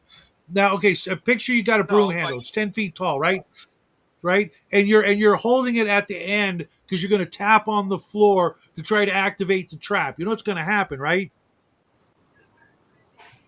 You're going to have to hit it so hard that it's going to snap in order to get the same sort of impact to be able to push down that stone floor panel, or tile on the floor to activate the trap, so you don't Okay. step on it, you activate it. You can't do that. You literally Okay. have to have a metal pole with like a sandbag on it and then just drop it, you know what I mean, hard to get the equivalent kind of weight of a hobbit stepping on the plate. Now you could maybe, tap the That's an wall. American thing for all you foreigners out there. We measure all weights and the weight of a hobbit. Right, right. There's We about used to four have hobbits. we used to carry bags of holding Concrete. full of test hobbits. Right. You get a bag of holding, you pull out a test hobbit and throw him in the room, and if he doesn't get darted or something, it was safe to walk into. What's up, Paladin Forge? You could use the pole to tap for to see if you could hear, like when you're looking for a stud in a wall. But even then, I mean, what's the wall made out of? Like 1 inch thick stone? You know what I mean? It's just going to go thump. If it's a foot, if it's 2 feet. I Yeah, mean, there's I never, think you made your point. So it's for measuring. Never thought about that, but it's a great idea. and if you've got two of them and they're stout, you can make a ladder. You can make a lean-to. You can make a stretcher, things like that. Hell yeah, Or a you can make a carry. little thing to drag your wounded buddies out. Yeah, but the idea that No, I'm kind of feeling what you're saying over here. Yeah, I'm like, yeah, the yeah. old school guys, I mean, they most of the old school guys were they were all Boy Scouts, a lot of them military. They had a lot of common sense knowledge that like growing up in the 70s and 80s, a lot of that didn't make it to my generation the regular way. Like it made it from our grandparents to our parents to what I mean. There was a bit of in the 70s they kind of babied us in a way, even though it didn't feel like it. We didn't live and grow up in the Depression like they did, or the Great War. They were trying to make our lives easier, so they missed out on teaching us some of these survival techniques that they had to live by, through the Dust Bowl and things like that. And they're like, okay, well, my kid's gonna have a better life. I guess I don't need to teach him how to freaking start growing crops at the age of 6. He can go and watch cartoons and eat his cereal on Saturday. You know what I mean? So I've been watching a lot of depression era survival videos and how people used to just do little things to make a dollar stretch, and how to grow their own foods and things like that, and learning a lot about And the 10-foot how pole was in that. no, no, no. I actually uh, I learned that a long, long time ago, and I was just amazed when I came into the internet scene that people were doing these silly things with it, not realizing it was just right off the bat, it was the measuring tool. I I mean, other thought than it was having, used to like tap floors and manipulate shit and push shit around and. that, I mean, maybe that's if it how it's was made doing out of too. like really But stout what you're wood, saying makes more sense. And If you think of want how to measure easy it room, would you be. can just lay the thing down and be like, yeah, Think it's of about how 30 by. easy that would be versus okay, uncoil that special measuring rope, which isn't bad. You could have that. It doesn't have to be the kind you climb with. Okay, but I've got something to say, Chef. As a guy who worked as a form carpenter for a long time, Hmm. if my character's secondary skill is carpentry, I'm gonna walk into a room and look at it and be like, yeah, that's 30 foot by around 30 feet. I Certainly, got so certainly. good at guessing ranges, people didn't like playing Warhammer with me. Back when you had to guess ranges for war machines. Because I'd sit there and be like, a foot and 3/4, and drop it right on their ass. And they'd be like, how can you do that? And I was like, I work as a carpenter. I look at measurements all day long, and it gets to where Mhm. it's in my head now. I can tell you exactly what a foot looks like. But anyway, yeah, other than that, and I bring that up because in Hyperborea, my character's secondary skill as a carpenter. Did I tell you how I managed to survive starving to death? Is I got a job in a tavern rebuilding their shelves. No, okay. And they give me food and drink and let me sleep in the storeroom while I'm rebuilding shelves because I don't know how to do anything else. I'm a Roman soldier that just ended up in Hyperborea, but luckily I'm a carpenter. So, like as a reward, the tavern owner gave me a big thick wool cloak. I'm really happy with it because now I'm not always freezing. It's funny you mentioned that. I'm actually one of the last things I searched on eBay was like wool blankets because all this polyester crap we've got these days it doesn't do squat when the grid's down. I think And not Richard like it will agree snows. with me here. Go to an Army surplus site. Yeah, that's exactly what I'm doing is looking at army surplus places or that says there's certain things ways you can Go identify to your army Army surplus. surplus stuff and buy those goofy freaking green brown freaking Army blankets they used Yep. to issue. Those things are wool. They will keep Yep. you warm. And they Yeah. don't catch fire like when you're sitting next to a fire. Well, the They big when thing they're is wet, they still wool keep you doesn't warm. lose its thermal qualities when it gets wet. That's what I just said. Yeah, I'm And sorry. I talked over you. I apologize, Shadow. no worries. We were thinking on the same wavelength. And there's a lot of things like that. That um, you know just because it's a fantasy world and in the Middle Ages doesn't mean that they can't have come across certain things before us. If you study any ancient civilizations like most of us do, that there are civilizations that have come and gone and completely disappeared off the face of the earth that knew how to do stuff we can't do today.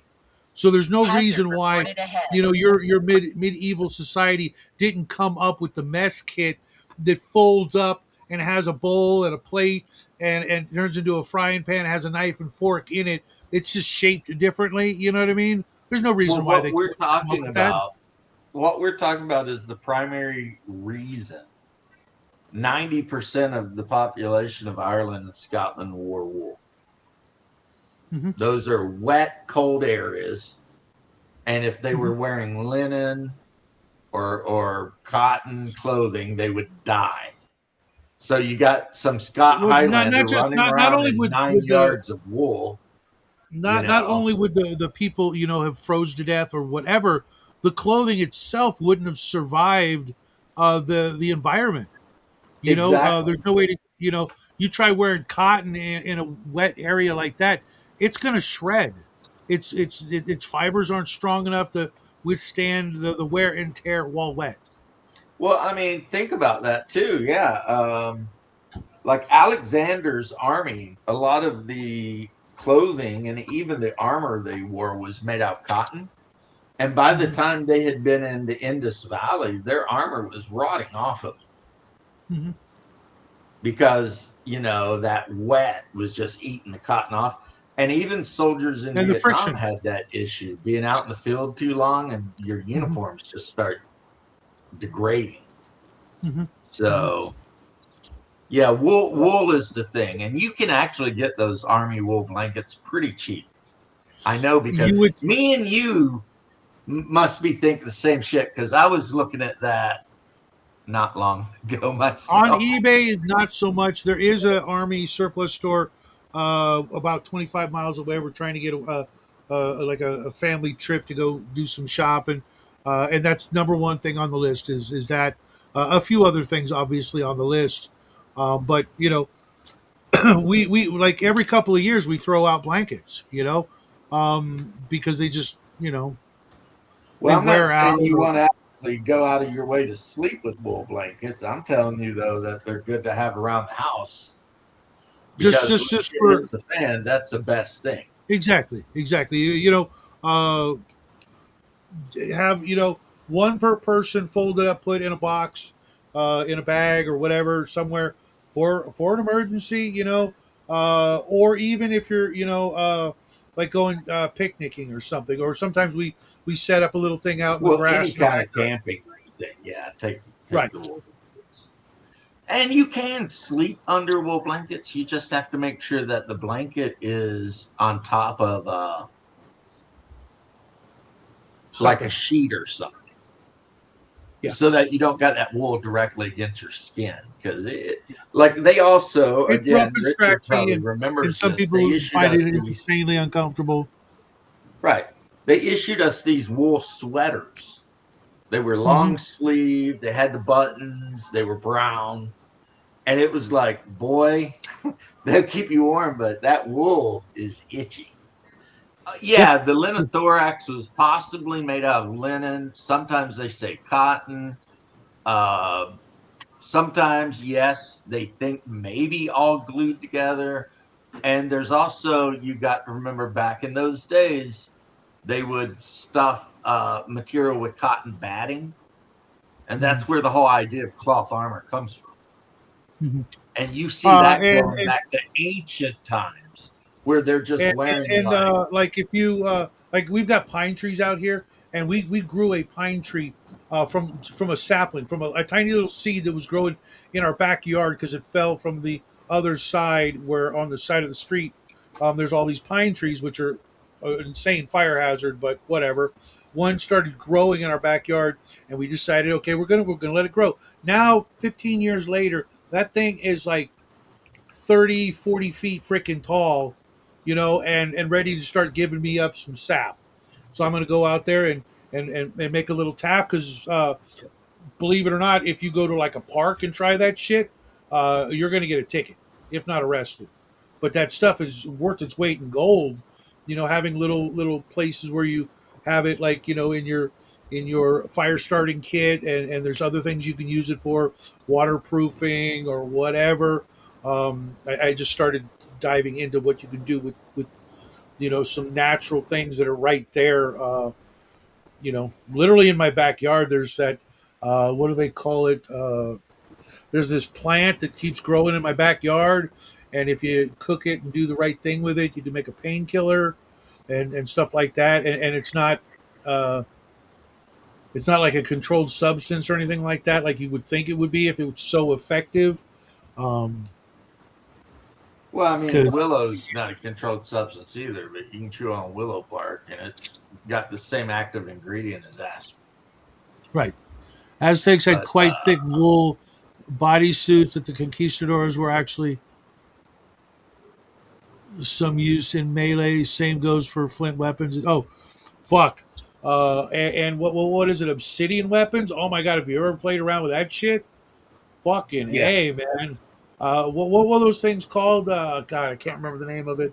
I'm thinking atlatl, but that's the spear throwing thing. But Mahadals. those, yeah, those things. Oh my god, messed up. They didn't have swords, but they sure came up with something that's just as painful, if not Well, more if so. you believe the legends the Spaniards told, some of those Aztec warriors with their obsidian chip swords literally could cut a horse's head off. Okay, Now, I don't know why you would want to, but I mean, because your enemy was riding it. yeah, yeah. I really can't think wearing a wool bodysuit, because I'm thinking like Spider-Man suit. Yeah, I'm not. I'm no thanks. That's Yeah, going to well, be they it. did that in Mesoamerica. They would either stuff it with the wool from like llamas and shit like that, or Mhm. cotton, and they would make these really big, thick suits that they wore, and it actually was pretty good at turning blades. Not so much at turning the conquistadors' firearms, but Well, they didn't know what that was, and so when that came along, that must have just been freaking, something else. I mean, literally like magic. Hey, Bubba, what's happening? Welcome to the show. How's your morning going, brother? Bubba, how you doing, homie? I just got back. How's it going? Hey, no grandkids today, so Ah, nice. Well, not like that, but dude, it looked like you could use a break. my daughters Fletcher and Clover stress me the hell out, dude. I'll just be honest. Of my 14 grandkids, those two flat drive me insane. But I love them, but oh my god, he's nonverbal, so there's issues. Is what it is.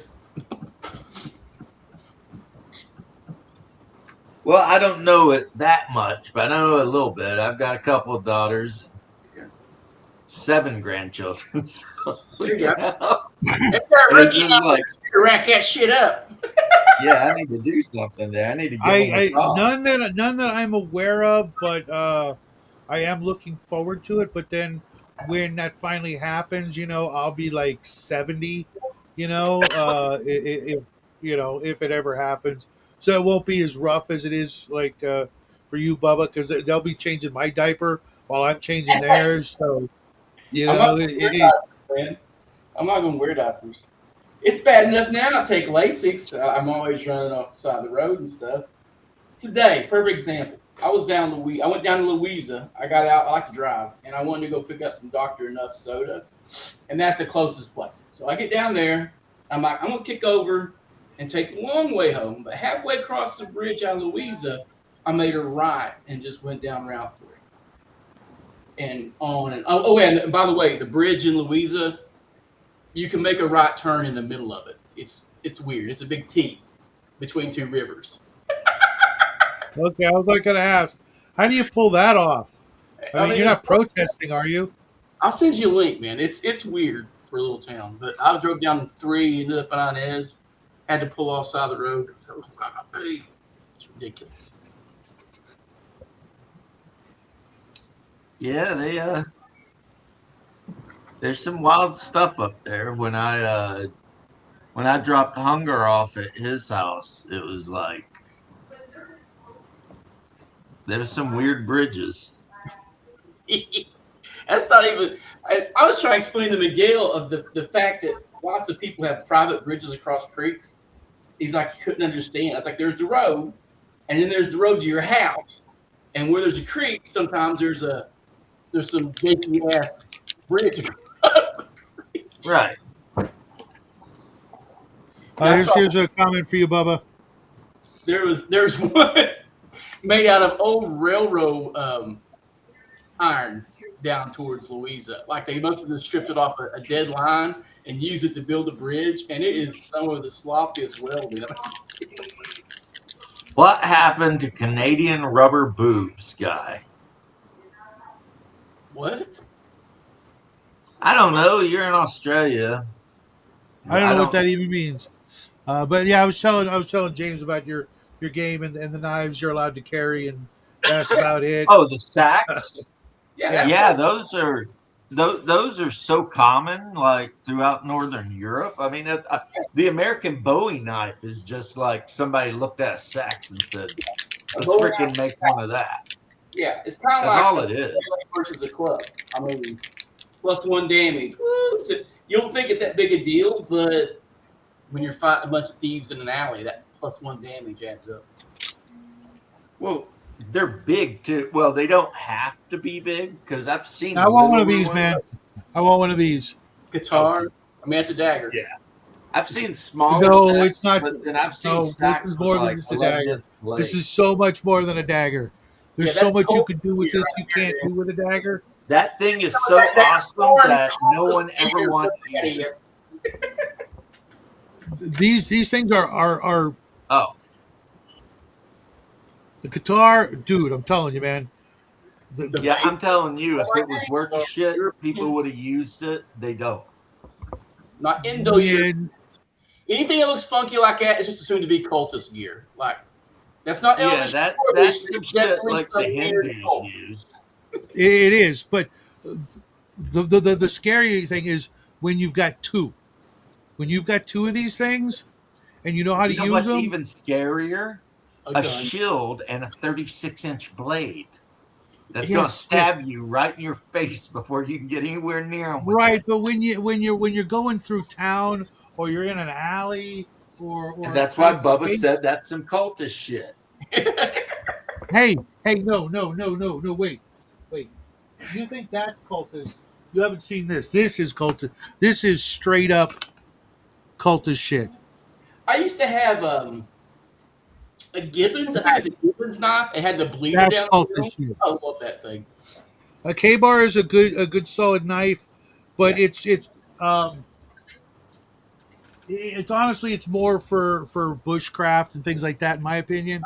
Well, a sax and a dagger have multi-purpose. They're not just self. A dagger is more just a self-defense thing, whereas a Yeah. sax would be something you would use as a tool. So that way you can excuse it being in a town. But I've always Yeah. he's always wanted a full armor kit 24/7. I'm like, in a civilized town, they're going to tell you, no, only the guard gets armor. And only the guard gets the good weapons. That's the only way they can really checkmate a mid-level fighter when you're Ace 8. Well, then not Shadow, only that, this but is what I'm talking about. Yeah. Is that Tanto? This is just a standard Moro knife, survivor knife. You'll notice it's got a 1/4-inch thick blade, which is super edged so that the fire starter, you can just use it with the knife. And it floats when it's in its containment, and you just stick it in there and look at that. Wow. But no, Bubba, go on about the sax switch. I'm totally with you on the sax. It's a wonderful weapon. I used to have this double It's a tool, though. You're right. It's a tool. You carry it. If shit hits a fan, you can pull that bitch out and do what you need to do. Yeah.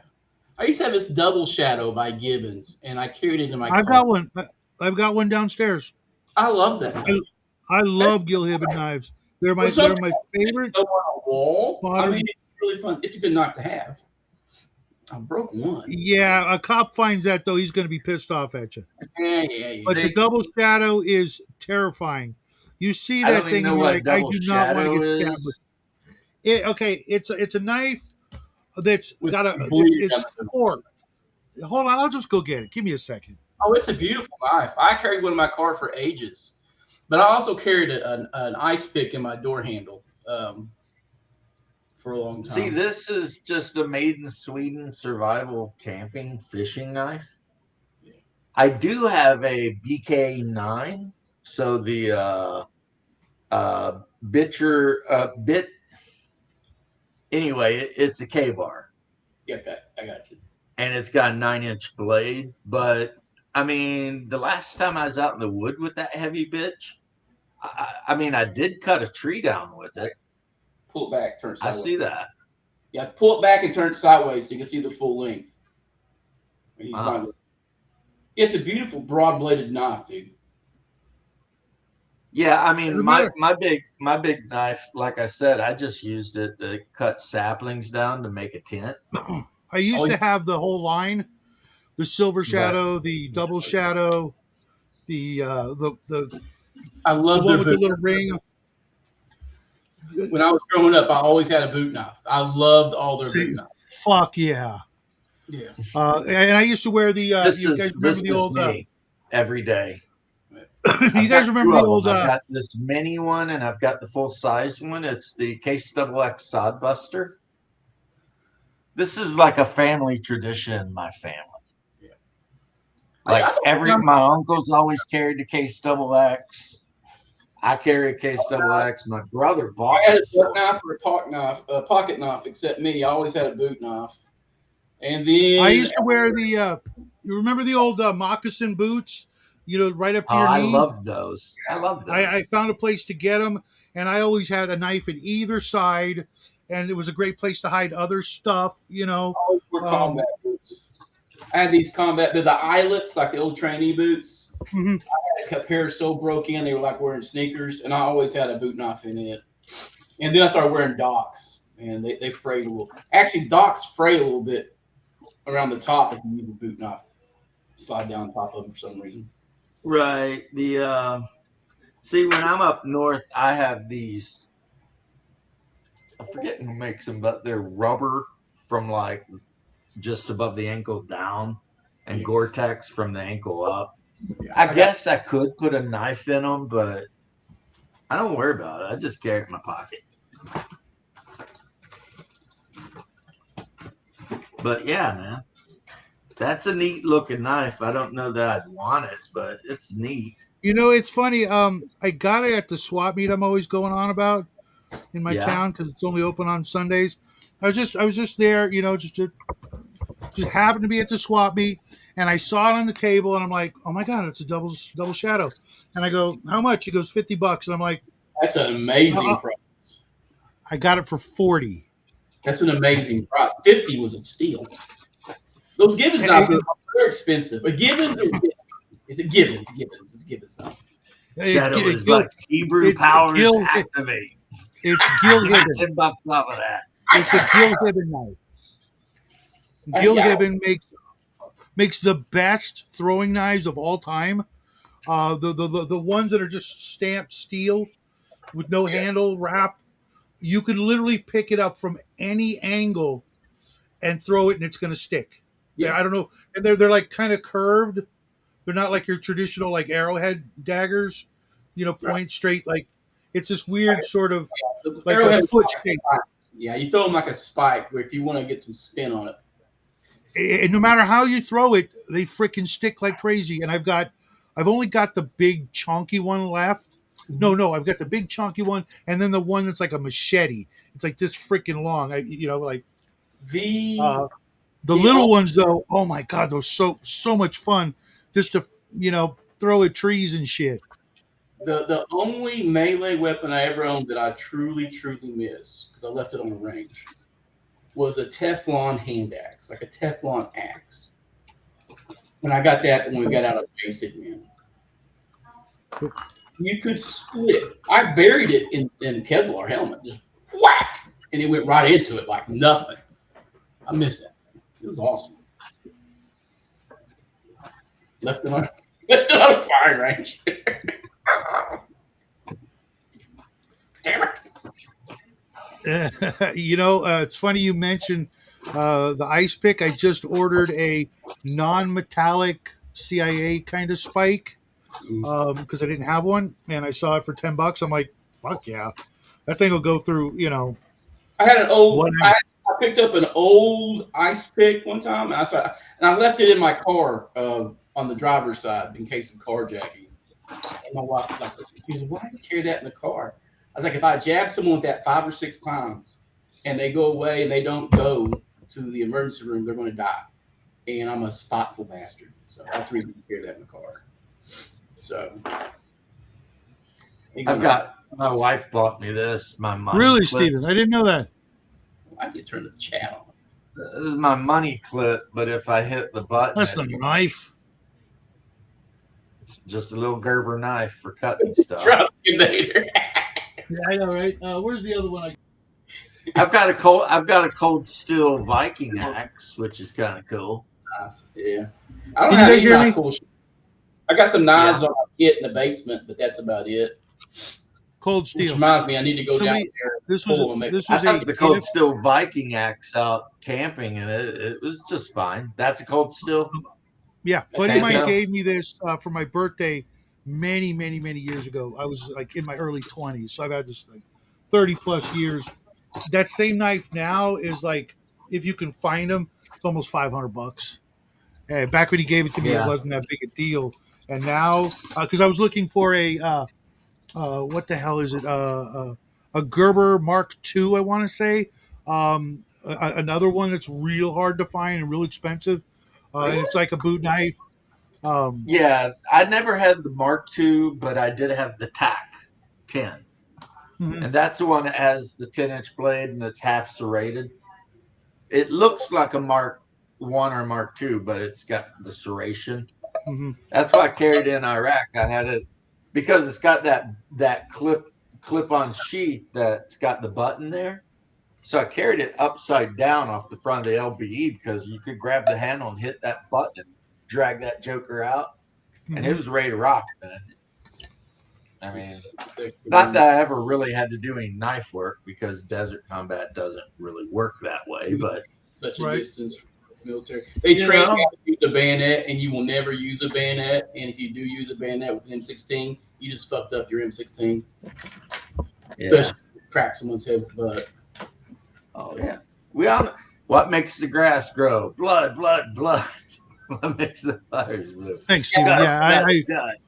I, And then you run up I'm and a, down that hill stabbing foam Russian soldiers. Yeah, I'm my a, I'm first a basic pack rat. So moving down to the pits when we were doing like the hand-to-hand shit was when Iraq was popping off in '89. And he said he held up a damn e-tool and he said, "You will engage at distance, but I killed more men with this." And he held up that and he said, "Oh, you guys better get you something that you can grab when people get on top of you." And he came in and dropped off a bunch of 7 catalogs in our barracks, and everybody ordered a bunch of shit. Had to go down and get them. Yeah, we always carried the e-tool on our LBE. We carried 2 canteens, e-tool in the back, and then in hey, front, the standard ammo entrenching pack. tool isn't bad either. You know, Yeah. the last one I got. Wakazashis. They went crazy for the Wakazashis. I got the axe. But I was The your standard folding shovel.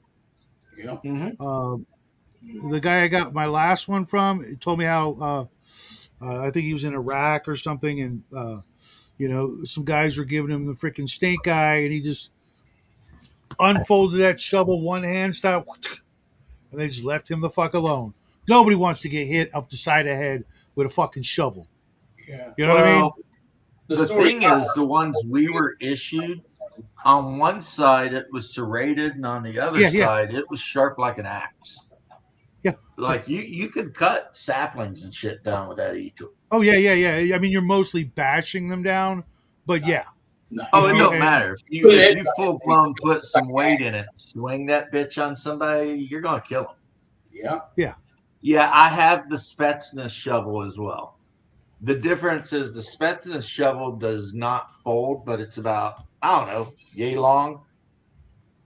And it's edged like a freaking razor blade, that thing. I mean, you straight up, So what a lot of guys did with that, especially Germans were fond of doing that, is they would tuck in World War II, they'd tuck the shovel down in their belt, but where it laid against their stomach. And it was almost like you had that metal plate there. Yeah. And then if someone runs up on you, you just grab it, pull it out, beat them to death. It's like you're not wrong, gave you James. some armor protection over your guts, and you could beat someone to death with it. I use this every single day. An ex-girlfriend got me this Swiss Army knife. This panel broke off years ago. I've used this every day of my life. Bought you that knife. An ex-girlfriend, yeah. You know what that means, right? What? She wanted you to die. No. Well, maybe. Yeah. I mean, after we broke up, maybe, but at the time, no. She was in the Marine Corps. Man.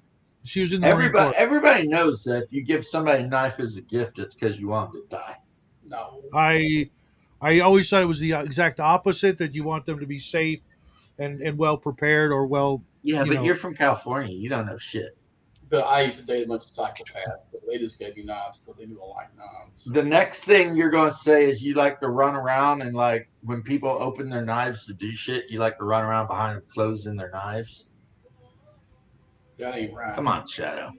No, but she's also the same person who got me the best sharpening stone I've ever owned because she knew that, like she said, my boyfriend's got every knife you can imagine. I want to get him something to keep him sharp. She was a Marine, so she got me this really really good You dated a double. barracks bunny.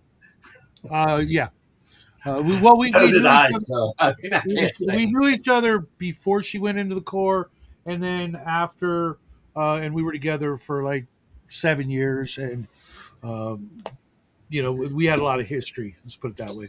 And Well, I I got you still, beat because mine was in the Navy. I spent 6 years on an that's a aircraft little worse. I carrier. mean, I knew she was wild and crazy.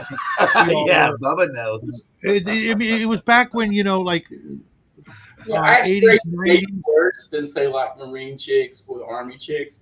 I would go Navy, um, Air Force bunch of hoes too, and then Army, and then at the bottom I think it actually is the Marines. Those Well, chicks, because they're mostly lesbians. Yeah, stuff like that. So but you know. she did like women as well, so there was that bonus, Fewer of I them. guess. There's fewer female Marines versus all the others. So Oh yeah, and at that time she was on Pendleton, and there were like no women there, so that wasn't a good thing. But she did everything she could to get the fuck off base over to my place every free moment she had. So prior to us getting together, I don't know, didn't really ask, didn't want to know, because she Shadow was, just look being up the some old man friends over from the Marine here. Corps. I know Sally and Joanne are out now. I haven't talked to them for years. I'm just impressed at Shadow over here just being the man. That's Sally Jones. what do you mean? Not that it's not true, but just I don't know.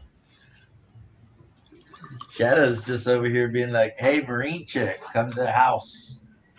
We're going to do some That's like things. muscle Oh yeah, model. yeah, dude. I was rolling in green, and I would literally like pay a cabbie to go pick her ass up, and that was an hour drive for the cabbie, You and your because cat. we were just like head over heels, stupid, you know. Hey, I got a quick question, game related. Should I put my Wizard Guild specifics under the thread, inside the thread for the Wizard Guild tower description, or separate, Together, put together? keep it together so they can find it, and they have to read it whether they like it or not. Dude, there's only Read three school. people out of 10 who are even looking at the forums, so whatever. That's not a good sign. I try to be better about it. I have four players I- who will never look at the Discord except on the game day. That's the way they are. Did you read what I wrote? Yeah, I read everything. What'd you think? What'd you think? Me and two other people. I mean, I always encourage people to. You know why Eldrad's pushing you guys to name your party? Because if you don't, I will, and it will be because of your direct actions and how you interact with people around you, and it never works out well. But what did you think? I get what you're doing with the, you can't bring your weapons in, blah blah blah, and all that stuff. Fine, but why are they being pussies about it? Those are the guys that will only go to the outhouse in full armor. He can't backstab me. I'm wearing my armor. But your ass is over the hole and he's down the hole. No, but I'm wearing my armor. I can use my shield in every direction. They're those guys. The video game mentality has ate their brain to shit. Plus, they played more 3E than they ever did 2E or 1E. Right? So they're Funnily enough, Bubba, people have been murdered in outhouses by people hiding underneath and stabbing them in the shitter. You got to really hate a dude if you're like, yeah, I'm doing this. Or a woman. Let's be fair. Copy was a thing. But Bubba, doesn't my point make total perfect sense? We walk around like a thug group, yeah, but that's still going to draw just as much attention from the guard as it is walk around your armor. We go right, but all you got to do. Group. I'm like, that's not how people act. And it's really simple. We just say, "Oh, we heard there's a thieves guild problem. We don't want to be part of it." Well, there's two thieves guild, and no one's. And one of the players is actually a native to the town. He hasn't asked me any questions about stuff, and I'm like, he's a thief. I'm like, are you part of the thieves guild? And he didn't answer me. I'm like, okay. But he does work as a Bogus. night man, so he shovels shit between sessions. I mean, we're just going. We're not doing anything suspicious, especially if we get ourselves like a little gang tabards, matching tabards. Yeah. It's like, hey, you mess with one of us, you mess with the whole burrito, right? You know leave us what the alone when final we deal answer alone. to that is, though? This is the law.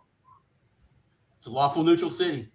Hey, we're not breaking any laws. We're No, doing the law exactly. is you will take all of that workfare equipment off. You will carry a dagger, and you will go back. I'm not trying to do anything but follow the law. But a little advertisement, in wearing a tabard, like say it's blue and white or green and blue or whatever.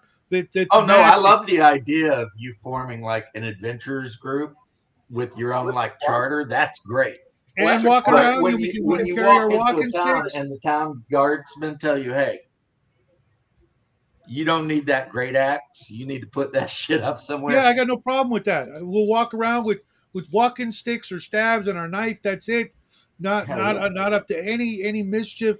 Literally maybe doing a our fly best swatter to with a razor blade hidden in it. They are allowed to wear a gambeson in town. You're allowed to wear padded armor. So there's a whole fashion industry in the town about making your padded armor look spiffy, right? If you want to get into that, that's cool. Then we do that. We get matching. We get matching, Shanana outfits. We got our matching disco pole. We got our matching daggers, and we just go do our business. We buy our shit. We get the fuck out. Then we lock it up while we're adventuring or lock up that gear while we're adventuring, come back and pay the fees. You're only charging freaking copper pieces. Fuck, at least we got an excuse to pick up damn copper. They were screaming about the gate fees. And I'm like, have you guys even? And they're like, blah, blah, taxes and blah, blah. And I'm like, okay, you can't Mark can't separate the fact that he's a libertarian from his fantasy game at all. He cannot do it. It's not possible. And then they didn't even say it's 6 copper pieces to get into the city. That's it. It's nothing. It's like literally like pennies. Someone told me the other day that they were parking downtown in LA or something, and it was like $5 an hour for the fucking parking meter. If someone said, "Oh, it's only 8 cents an hour," you'd be like, "I'll just drop $1 in. Fuck, they can keep the change." You know what I mean? 8 copper pieces. Copper pieces shouldn't be that big of a deal when you consider anybody like the average income a lot of characters make. Right. But I mean, taxes like and so low in the town is because if you go into the Castle of the Mad Archmage as an adventuring group, you have to register in town where you're just treated like bandits, and you pay 10%. 10% of everything that comes out of that dungeon goes in the city's pockets, and that's why everything else in town is so damn cheap. It's a little thought exercise for me and then proper use of taxation, but death and taxes, man. It gives us a reason to pick up the copper, or at least some. If we find copper, which we're gonna, instead of leaving it there and making somebody else rich, we take the copper, we pay in copper. Yeah. You know what I mean? Like ferries, road tolls, and stuff like that are all in copper pieces, and most of the food is in copper. And then when you get to silver, because the wages of an NPC is like a silver or something a day most of the time, right? Then why is everything a silver or gold piece? Now, if I make most of the food and everything, and your wages are silver to 3 silver a day, then it still takes you weeks and months to be able to afford something like a piece of armor or a sword, right? So that stuff is still insanely expensive to the yeoman of the city-state, right? And they're all you could still save up, like the average family, like they could literally put a few coppers away every week or month, and save up, for their child, or whatever, maybe to buy a new plow or a new tool or something. They'd have to save. It's just like I was talking about. If you apply the equipment list to what serfs and stuff made, they couldn't afford nothing, especially their 500 gold piece house. See, it's funny because I don't believe gold was really ever the primary unit of the economy anywhere in like actual Earth. It was I'll be right always back. like I gotta go do silver. something. It's more of silver standard than anything else. Silver standard. Yeah, it was like the Vikings were always talking about silver. They knew what gold was and they loved it, but I mean, gold was when they usually, got paid, it was in silver. You know. and the closest you got to a gold coin was actually Electrum, green gold, right? This Yeah, not you know, gold stuff. like they wore that hack silver around their freaking arms, and they, you know, like I mean, an empire like the Byzantine Empire, they might have been able to throw little gold coins around because that was a giant wealthy empire at a point. But Yeah, you can make anything a little cheap. your average Northern European kingdom didn't have a bunch of gold laying That's my about. gold standard for the campaign. Anybody who's got gold is still going to be considered wealthy. So, Oh yeah, that's like a super wealthy guy walking around with a bunch of gold coins. but these players, man, I got some players and they're min maxers at heart who want to say they're role players. They're not. They're min maxing munchkins. And I got some guys who are so munchkins, such munchkins in my orbit, they won't play my game because they can't munchkinize it. They just won't play. I'm like, okay. The only thing I can tell you I know for sure about your game is that Litholdus loves it. Oh yeah. Like every time he drops into my chat after he's gamed with you, he tells me all the freaking crazy shit they got into and how he almost died or somebody died or something happened. Yeah. I mean, so I know that the players that are in your game I chat with all seem to just absolutely love whatever it is you're doing. You're playing Dragon Slayer, right? I have house ruled the living shit out of it, but I call that Bubba fine in anyway. Any game I run, Labyrinth Lord, a lot of the house rules I developed that I use for everything were a few from AD&D back in the day, but mainly when I was running Labyrinth Lord, I house ruled the shit out of it. And now those are just reinvented and tinkered with going forward from them. And I just put them in every game I got. So there's all kinds of stuff. And I actually listened to the players a little bit about stuff they didn't like. And I got a little, with the multi-classing at least, but it's still more restrictive than permissive. Eldrad's always like, I want to cast spells in metal armor, like AD&D. I'm like, you're thinking BX, because in AD&D that was not a thing. You were still restricted to no metal armor unless it was elf and chain as an elf. Yeah, and you're right, Mobius. Usually it's silver. Wood elf economy based entirely on weed. I mean, I don't know. We had economies on Earth that were based on seashells and shit like that. Tulips. It crashed terrible. I'm going to see a server invite, and you can look at my house rules and stuff I got on there. Hungar's on here, but he's never spoke a word out loud. No, that Hungar only speaks on my Discord when I like call him out like by name. Yeah. Like recently on my Discord, I posted a bunch of rules that are like advanced combat rules for Hyperborea. Oh yeah, I need to check it out. And I was like, "You guys know these rules exist, right?" And they're like,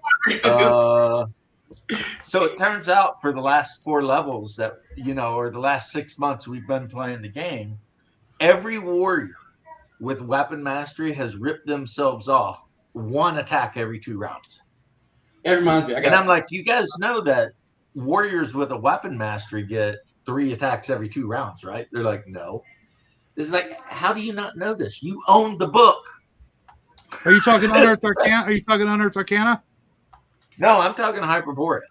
Oh, okay. Only warrior types can choose a weapon and master it. Mm-hmm. It's not specialization. It's actually, the +1/+1. Oh, okay. And it also increases their rate of attacks from level 1 to 6 to 3 every 2. And then at 7 and above, it becomes 4 every 2 or 5 every 3 or some shit, whatever.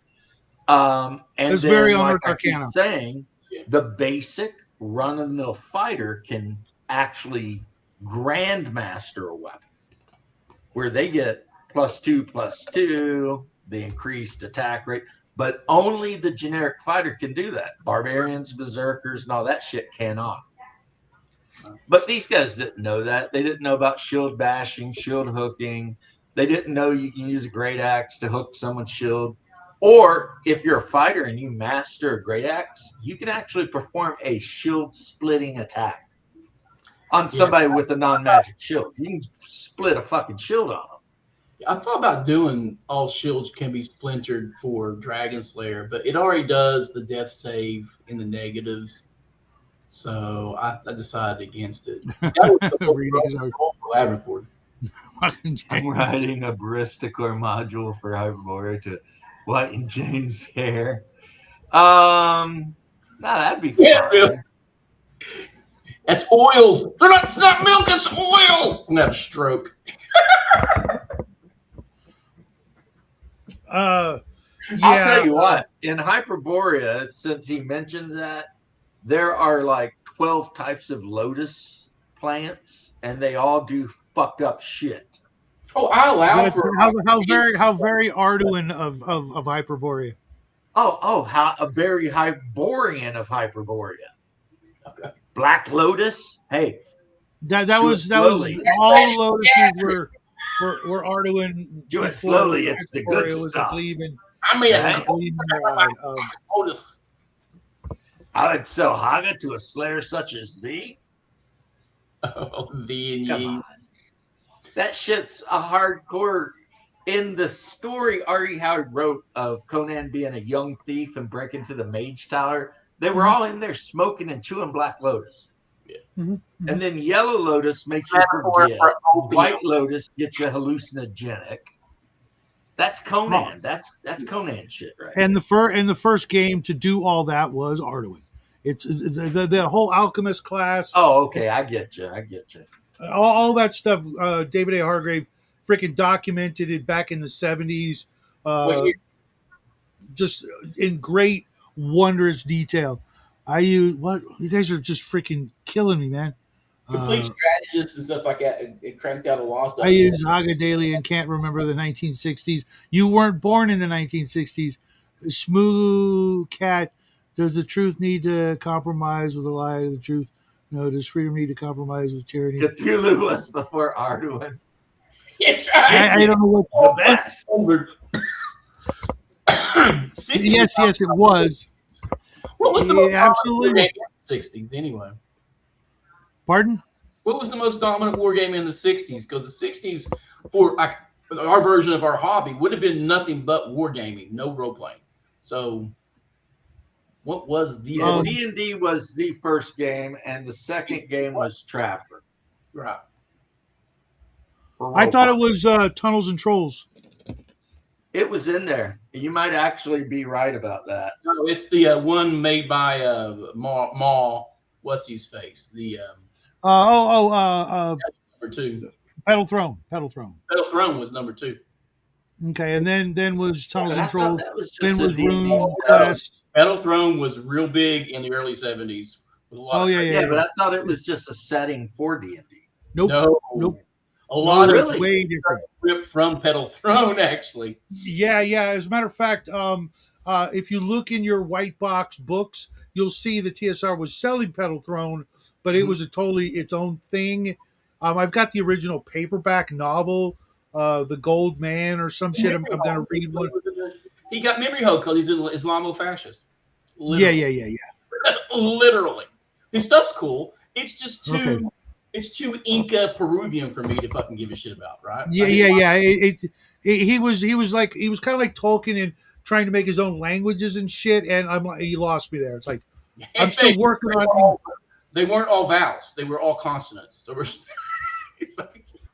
I have the original Pedal Throne. I tried reading it. I'm just like, I hate everything about this. I know it's popular still to this day. Tanner loves it. Still in print. I own a couple of versions of it. I own the original, and then I own like the Tri-Stat version.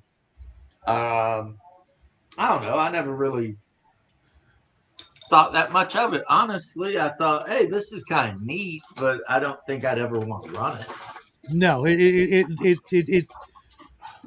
it's so convoluted and complicated, and it's still in print, as far as I know today. Pedals, But I right? just, yeah, yeah, There's people yeah. who were really into. I remember there being a setup of it at the first time I went to Origin. I remember people playing it because I remember the miniatures were like god awful, Wild. and they were painted. I have actually owned and sold hundreds of them, not even knowing what they were until later, and went, oh shit, I probably should have saved them because they're worth a fortune, Oh, because they're so rare now. But they're ugly as minifigs. Tom painted Dye, a friend of mine, when those guys paint, it's like I'm going to use every paint I own to paint this miniature. yeah, they Well, were maybe if colorful. he was They trying to make them look they like definitely put the rainbow in the hobby before Wizards of the Coast. But I was just, Maul Barker. I keep wanting to call him Maul Barker, and I think it might just be because it's of Mar, Marr. He has Yeah, painting it's instructions in Early Dragon magazine, and it is like 2 pages. that makes sense though, guys, if you think about it, because I don't know if you've seen the art in the books, but it's basically naked women running around in loincloths and dudes in like crazy colored cotton armor. Yeah, Mhm. everybody's inspired. That's pretty much the whole book. And then the aliens are kind of crazy too. There's like one of the alien races. Well, you should say the natives, since the humans are the ones that showed up. Yeah. That's got like 6 genders or some shit. I mean, it gets wild, man. It's weird. It's weird. It gets yeah, pretty too pretty wild nuts. for me, man. And you guys know me; I like my Gonzo and weird shit. But you know, there's a fine line between uh, You can homework. you can take your Gonzo to a level your game's unplayable, or Yeah. it's unplayable for people who are like-minded lunatics. Mhm, mhm. I don't Yeah, even know if I would call it Gonzo. I don't know what I'd call that shit. well, if it's genre mashing, that's one of the 4 pillars of Gonzo is genre mashing. So it is. Yeah, But the next Gonzo RPG that's going to break all records is going to be Dungeon Crawler Crawl. When that thing comes in, everybody who's a tourist and everybody who listens to that podcast and probably one half of the OSR is going to jump in and play that game. I guarantee it. I think it's going to be the biggest hit we've seen in decades. And it's Gonzo. Well, I will tell you this. I got onto the Dungeon Crawler Carl thing pretty early when there was only the one book. I liked it. And but I have no interest in role playing it. But the idea that the aliens like crushed all the buildings and forced all these humans to go into dungeons is pretty hilarious. And from what I understand, talking to my sister-in-law, they still haven't given that poor guy pants. So he's still running around the dungeon in a pair of heart print boxer shorts because it's weird because in the book I was reading, like he stomped a goblin to death with his bare feet. And it was like achievement earned. And like this voice starts fucking with him about it and shit. And then he's got his ex-girlfriend's cat with him. Yeah. She ends up becoming smart and casting spells. And what's the cat's fucking name? Dude, it sounds hilarious. I haven't read a single line of it. And my friends are like, don't read the book. Get the audiobook. It's way better. So they all audiobook it. And I audiobooked it. That Sunday game is going to disappear when that comes out because they're all Princess Buttercup? No. Yeah, it's all. I can't imagine Edgelord. Do tell. I might have already seen it, but feel free to share or send me a private message if you can't. Did George send you dick pics? I'm pretty sure he's. I'm pretty sure he's talking about something Arduin. I hear that author is a commie though. I don't know about the author being a commie. I do know. Now, this is something I know only because I watch Drunken whatever. The Drunken Critic or whatever. Oh, Critical Drinker. Critical Drinker. And the dude went to the critical drinker for help with shit. And then after he got the help, people Bash. start jumping his ass Yeah. about the critical drinker being a bad guy. So he tried to disavow the critical drinker, which is, you know, like, okay, that's lame. It's But that's when you're chasing audience and chasing brand, and you don't have this thing called integrity. That's all that is. And there is a huge integrity in modern society, so it's not shocking. It's like you went to this Gord, guy. I'll be getting my advanced copy in the next month because Because like this guy went to a guy who is a professional writer for help with his own bullshit, and then totally disavowed when he got jumped by a bunch of. Man, What are you talking about? The guy who wrote Dungeon Crawler Carl. Yeah. Oh, okay. I've heard of it in passing. He went to the critical drinker for help. Yeah. Because the critical drinker is a writer. And then when people found out it's kind of like 5e and Zach Sabbath, you know? It's like everyone loves it, and then they find out Zach Sabbath was like a huge part of making it, and they start losing their freaking mind. Yeah. And they did, and the same with the pundit. I mean, pundit was a big part of 5e too, but that makes sense. But if you don't, he definitely will say it for you. Oh, he'll let you know. Yeah, I was wondering because like I'm reading this because it's his Gonzo setting, and it made me laugh quite a bit. But I was noticing mentions of the 3-4 fortification reflex, etc., saving throws, and I'm like, that sounds like some 5e shit, man. I ain't using 5e to run anything except my garbage disposal. Either. I'm just not a fan. Don't work. Yeah, but it's a fun little read. I'm not done with it. I like his sense of humor. It's very Avenger / Harvard Lampoon. Making fun of the furries and the white knights, spelled WIGHT knights, that are an undead group of supremacists. Just silly shit like that. Zach I'm like, beat him to that because Zach made a whole freaking expansion called White Power, but it was spelled WIGHT. Yeah. And it was all about like a bunch of racist undead or some shit. Mm-hmm. Yeah. I just finished the undead part. But Zach's a bitch. Don't get me wrong. Never met him. Never watched a single one of his videos or anything like that. I know nothing about him. I just told you about him. He's a bitch. There's a lot of that going around. Apparently, number of times. Doom or Duke Nukem style dungeon crawl would be fun. I had the Doom board game, but sold it to get some shelf space back like a damn fool. And Pundit's a good guy, but he's a neocon. So him and I on X do not get along very well. Yeah. Because he considers me to be like far right or alt right. And I'm like, you're just a Bush era neocon. I don't give a shit what you think. Yeah, I've watched like 2 of his videos now. And it happened to be his review on Arduin, and we had to set him straight on some stuff. And I found out he wrote a Gonzo Dying Earth kind of world setting. So I'm like, okay, I'll grab it, see what his stuff is like. And it's making me giggle here and there. So good. Don't get me wrong, Pundit's not a bad guy, though. I didn't mean to be like, oh, he's not a horrible guy. He's a neocon, though.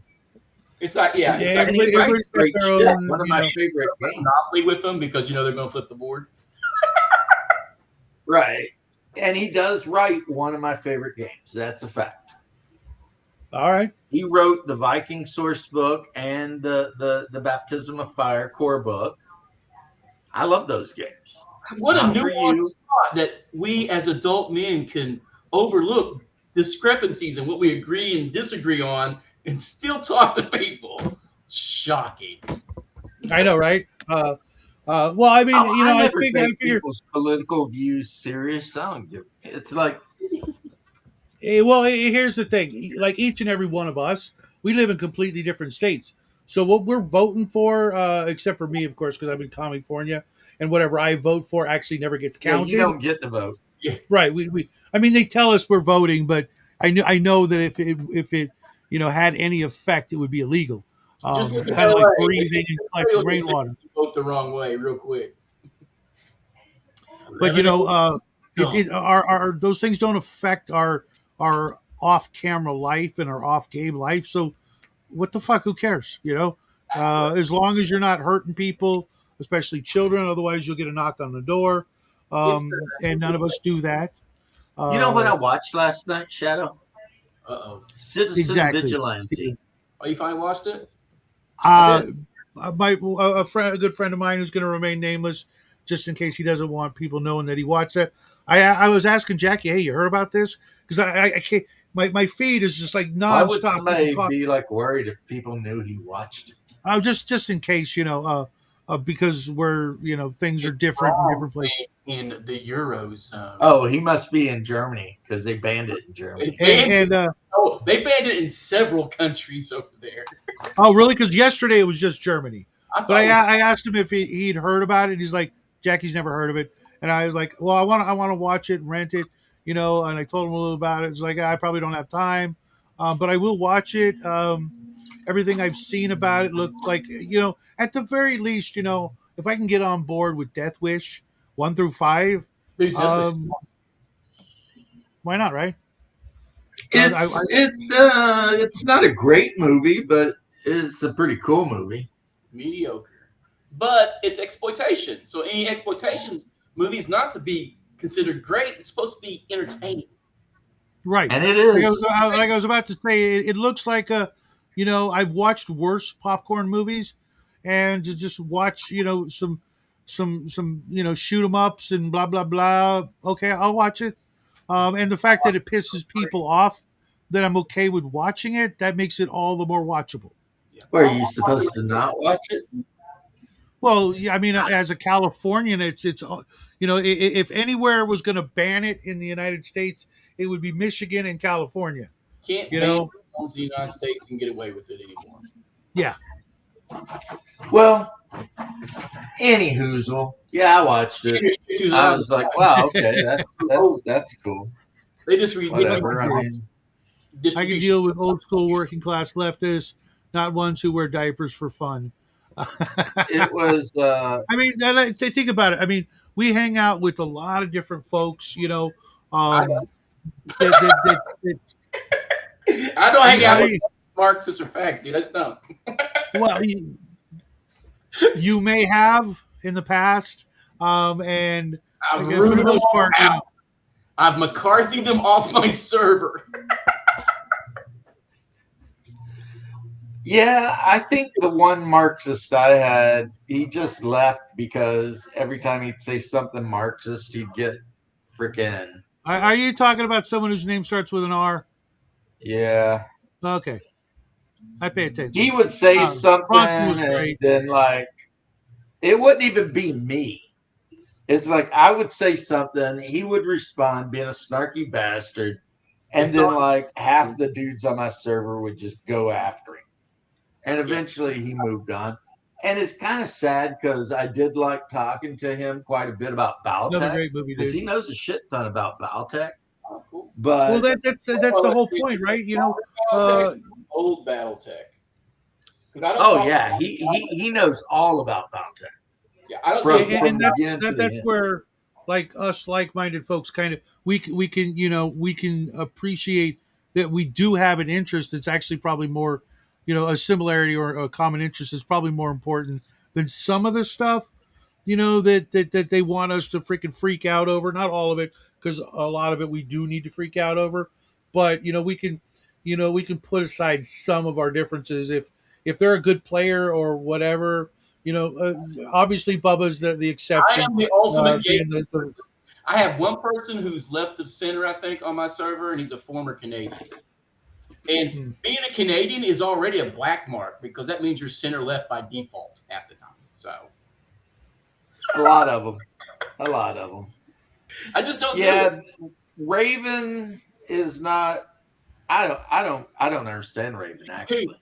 I got her on Facebook, but we're not on the same gaming servers or stuff. But she's on my Facebook because I like cryptid stuff. So we. Oh no, we're talking a different person, and Oh, I'll never speak to that Raven ever again. But the guy he's That talking Raven about, tried to talk Shadow into letting her touch his ding dong, and now he's all freaked out. among other things, just the whole Zionist shit, not Zionist, agnostic shit. I won't have any of that. Any of the witchcraft, any of that shit is just Yeah, I don't. no. I like the cryptid stuff, but I don't talk about the witchcraft stuff. And Steven, I only play the space comedies. I only like Karita and Space Texas and House Lay. House Lunatic, Space Texas, and Karita are my 3 factions I play. Right? It's like you're sitting here talking all this smack, and you like in game, you're like the biggest commies ever. Yeah, but it's and they're not really communists, dude. They're more. They are. I'm talking freedom, baby. It's freedom. Merrick, right? yeah. Futuristic version of the Quito dynasty. It's Bushido. Yeah, it's Bushido.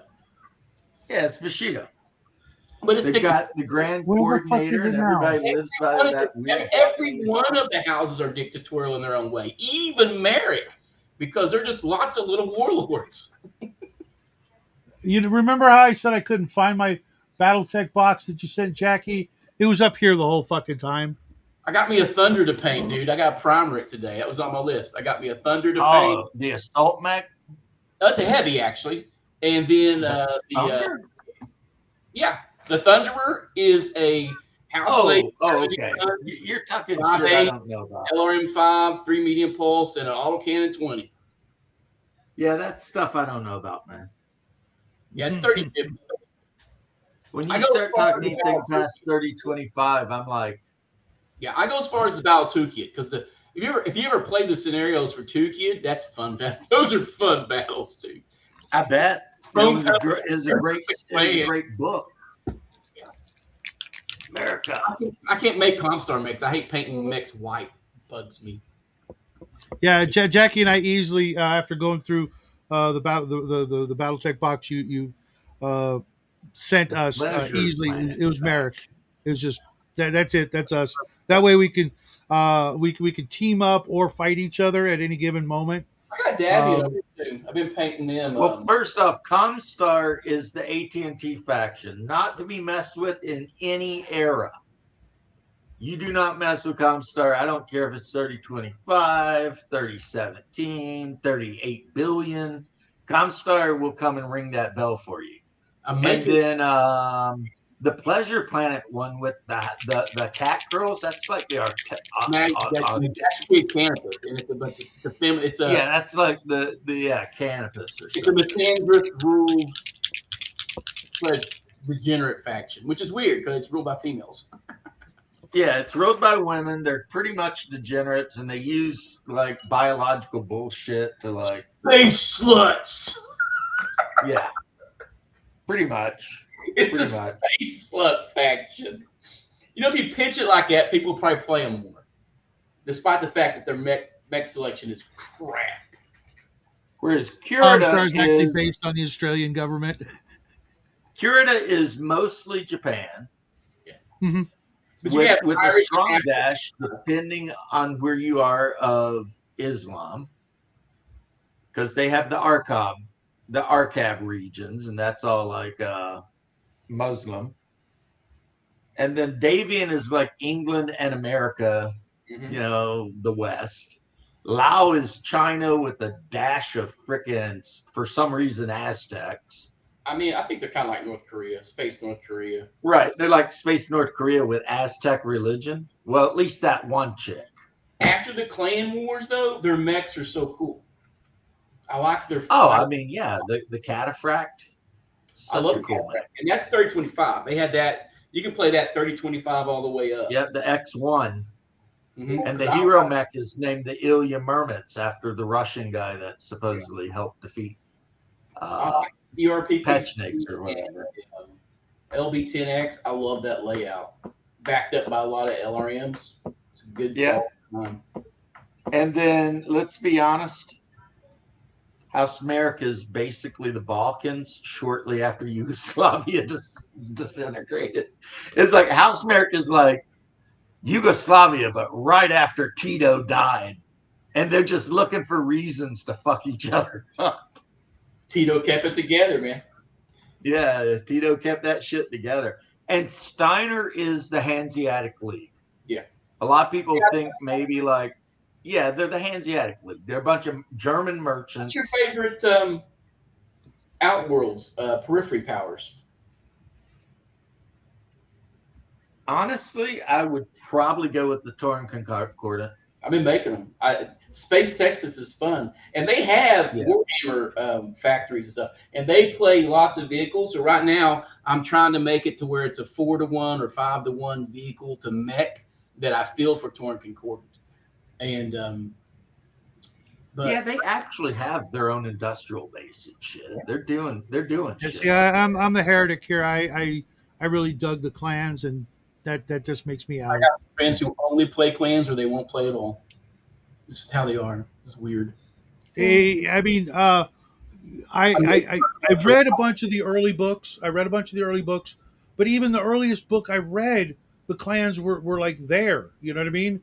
And I'm like, what's all the hate for this shit? You know? And I get it. You know, when you tabletop clan players, they're all power gamers, and BattleTech has been very much a game that you don't min-max. You play it for the joy of it. And then the clans came along, and every one of those cocksuckers is a min-max faggot. That's why. And that is a fact. That is why people hate the clans. Because when they I was just going by released, that was the power gamers. The lore, you know, within the story, the clans were like, you know, hell, they were even in the cartoon. How do you expect people to not, want to play like those kind of bad guys? Steel Viper. I got Steel Viper mechs I play for occasionally. I'm building a binary. I'm going to run a binary of Steel Viper mechs, and maybe I'll get around to making Smoke Jaguar. I'm picking the 2 most hated clans and playing with it. Smoke Jaguar was the clan that I had mechs for. They all disappeared by Dark Age, and after that, what Catalyst has done to the lore and everything, I don't ever want to see it. It doesn't exist. It's not my hardback Total War. Oh, the Ilkon era and all that stupid shit. Yeah. Yeah, it gets worse and worse. Yeah, they're all nipple necks, dude. I mean, 2 babies. And who didn't like that particular character in Space Above and Beyond, right? He was the bad boy. You know, you could totally get it. You know, I'm looking for that DVD box set too. But it's also really expensive. It's right up there with Blake's 7, like $70. Limited brand production. new. Limited. I know. I mean, I could buy it used all day long, but I'm like, that means I got to watch it like hardcore fast immediately, all of it, as soon as I get it, to make sure that you can't do the bots. It's just a fact. Well, no, but I mean, if you buy it used like on eBay, you got to watch it all the way through to make sure not one disc is fucking up, so you can complain about it and get your money back. And I figure when I buy stuff brand new, I never have that problem. I've never been able to quite understand why anyone gave a shit about Space Above and Beyond. I liked it. Oh, it was great. Same way with that one on Amazon. It was the physics all made sense, and people like that hard sci-fi, right? Oh, you're talking about The Expanse. I like The Expanse. At the time when it came out, look at all the other sci-fi at that time. It was all dog shit. Here was my problem with it, because of course I'm going to tell you my problem with it. Under no circumstances would they ever train a pilot to fly a fighter aircraft and then expect that fighter to land so the pilot could jump out and fight ground wars. That is the stupidest shit ever. They would have a pilot fly a fucking troop transport in and drop a bunch of jarheads for sure, but they're not going to make the jarheads actually fly their way into battle. Get out of here. That's ridiculous. Other than that, though, I like the show, but just that part was just too much of a logical leap. It's like that's not happening. First, right off the bat, it's the future and training techniques and whatnot. I mean, that would be like saying Nothing that you say will justify that bullshit, Shadow. I think it's perfectly acceptable. I think you're reading too much into it. And you got to remember, here's the most important fact. They had a limited budget. So having more actors do what you want them to do so that the main actors didn't have to do that stuff was never going to happen. They already, blew their wad on the opening sequence of the freaking show. You know what I mean? And It was an expensive thing Sci-fi to shows that everybody hated. What about Earth 2? Did you guys like that crap? with wasn't I ever Clancy watched it. Brown in that, or is that Arc 2? Earth 2. It had Tim Curry in it. Okay, yeah, no, I hate it. I hate almost everything with him in it. Just because he's in it, it ruins it for me. I can't stand him. I don't know why people like him so much. And mind you, this is a guy who was in the Rocky Horror Picture Cast, in the theater for like 3 years, and it was after that I learned to hate him. It's just he's just so over appreciated when it's not warranted. He's just weird, sounds weird, acts weird, and therefore he must be, some sort of, Svengali actor. I'm just like, no, you're just a fucking another aging queen. Shut the fuck up. Him and him and Ian McKellar can go toddle right the fuck off the nearest pier, holding hands with Dan. Don't fucking care. I don't care you played Magneto and Gandalf. Go fuck yourself. Oh wait, he probably has been. That's why he hasn't died of AIDS. Fucking up the most here. Tell me what you feel about it. Tell me how you really feel about it. I don't care what. I don't want to know what these people do. And when they gotta tell me what they do, he's done a lot of TV crap, man. I think he's all right for yeah, it is on YouTube, and because James, I want to own it physically and get all the cool pictures on the box and maybe the liner notes or whatever comes with it, and then know that if my internet goes down, I can still turn on some power and watch it, and not have to worry about whether I accidentally deleted it or something like that. Physical media is king for me. You know what I do when the power and the internet go out? I Read a book to my wife. Yeah, it's crazy. My wife loves it when the power goes out. Then my attention's 100% here. See, James L. Yeah, my family loses their ever loving fucking minds when the internet goes out. Jackie is just pacing around like a freaking cougar in a freaking cage, just waiting to pounce back on it. Walk, man, and check out the damage and talk to neighbors. I read a book or something like that, or better yet, for me, even better than a book is a nap, because then everybody leaves me the fuck alone, and who knows what's going to be on when I'm dreaming.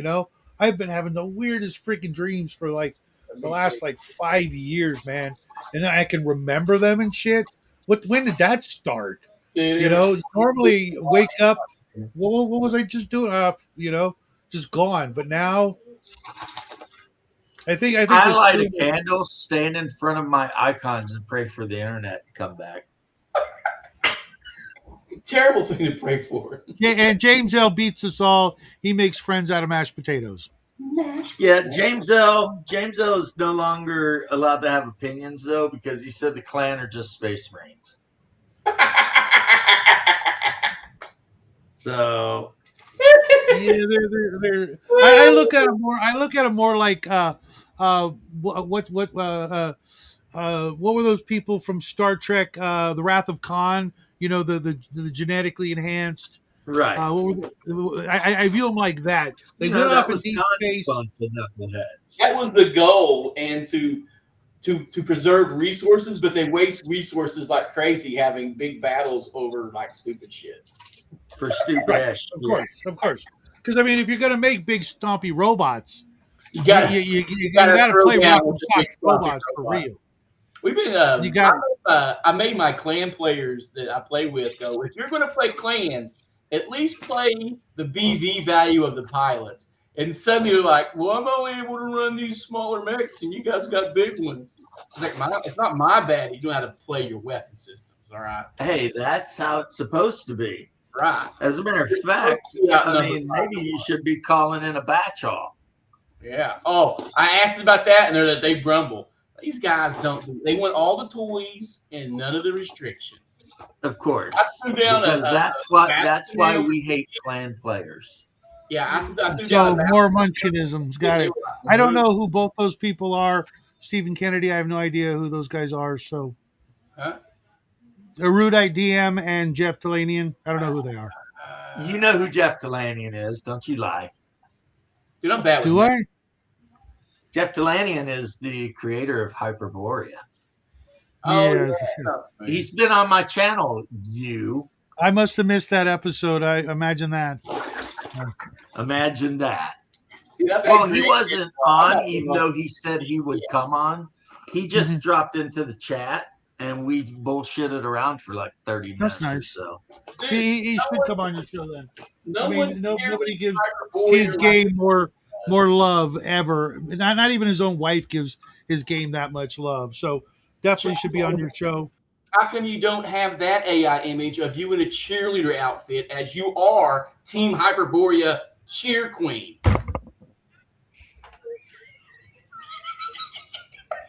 Don't say that. Dude. If Cold Iron's around, it will end up being a thing. I was just gonna say, I'm gonna clip this segment. I'm gonna clip this segment and send it off to Cold Iron. And in the morning, you'll wake Because up. Cold to- Iron was in here Yeah. earlier. So you guys are starting to mess with me now because he'll do that shit. And it'll just be me and a Hey, cheerleader. he has outfit. left Be me like, the fuck alone. Hyperborea. I'll get that He has t-shirt. left me alone. I'm starting to wonder if he's mad at me or something because I gave him some bad advice for his role playing game. Or I'm just off limits. Here's what's going on with Cold Iron. I can tell you. I, as a gift, purchased him a couple of boxes of Frostgrave miniatures and the rule book and some paints, and told him to build a freaking warband. And Nice. he's That's been what I sending see. me the updates of somehow or another that knucklehead laid hands on sumo wrestlers. So 2 of the members of his Frostgrave warband are literally sumo wrestlers. I'm like, what are you doing? I'm talking about the game for a second. I was like, I'm confused. Oh no, I don't think he's laid hands I on know, right? actual sumo wrestlers, but I mean, I'm sure they'd be okay with it. Yeah, if he did. just right. The thing they do. They have this hand So slap he's thing. building That was fast.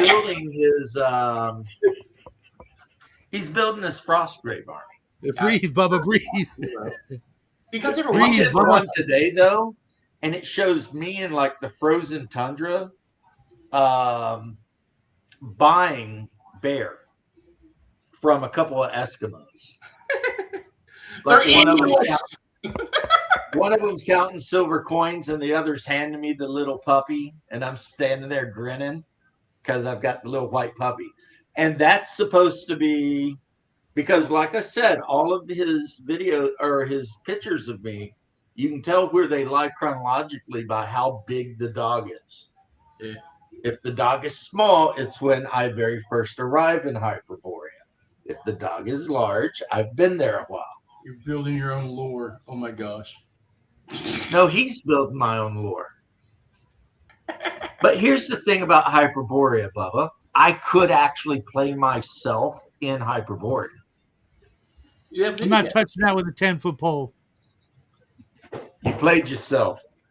But anyway, because in What's up, Victor? Hyperborea, I What's up? could be wandering around the hollers of my property in Kentucky, walk around, and then the next thing I know, be in Hyperborea. Well, I mean, that's an old John trophy. Carter. I've never been a big fan of it though. You know, it's like the Lands of the Lost kind of bullshit, you know? There We was went the camping Twilight on an Zone. adventure, and now we're Who in. was that author who Bristol. wrote that story? What the fuck was that guy's name? He wrote that story about the field where someone just walked and then disappeared, and there was a Twilight Zone about that kind of portal There's fantasy. I mean, that goes back to fairy lore and stuff, right? Yeah. Right. Well, also, Roadside Picnic does that, except in Roadside Picnic, if you walk into an anomaly, generally you just die. Yeah. But it's not. It wasn't Can't see Chambers, them, but it was they're somebody there, like that. God, what the fuck? His name is right on the tip of my tongue. Oh. Very, very famous Are you American talking author. about the guy who wrote about Van Faust? Siegel, you're What was his name? Holy shit. Where the guy had leprosy and he went to a fantasy world. No, And no, he no, no, no, no, not the Ill Earth War. This is before that. This is like Robert Chambers, Carcosa era author. He's like kind of like a hillbilly, kind of like a like We George kind Thoreau. of like a hillbilly. What you trying Yeah, to I resemble that remark. Kind of like a wanderer. I'm just gonna say. What the hell was his name? Oh my god! Dude, I can't remember. Don But Cruz, the idealist. he wrote a bunch of other kind of semi sort of metaphysically weird famous stories, but he's kind of like a kind of obscure writer. It was the Not 60s, everybody. 70s. It was all metaphysically weird. No. This is like over 100 years ago. L. Ron Hubbard. No, that's not 100 years ago. Thanks for playing. What did the leper say to the working girl? Keep the tip. I just did the math.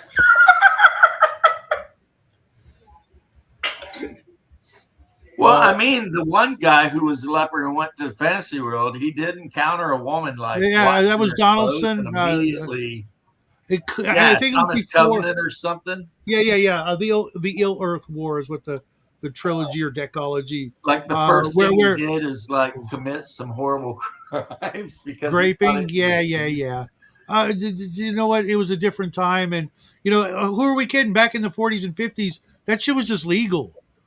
So who cares? Rape was a capital offense. You're raping wandering women you find washing clothes. No. It's not until the modern age in 1973 when rape was fucking demoted from a capital offense. Let's get this myth how rape was a little easier and more socially acceptable in the past. Well, I mean, if you were married, now you can literally, supposedly. Wait, what? It's a capital offense again, in my opinion. Yeah, absolutely. If you're married? Yeah. What do you mean? Back in the old days, you couldn't say no.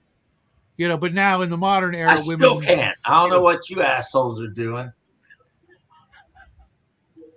I meant women.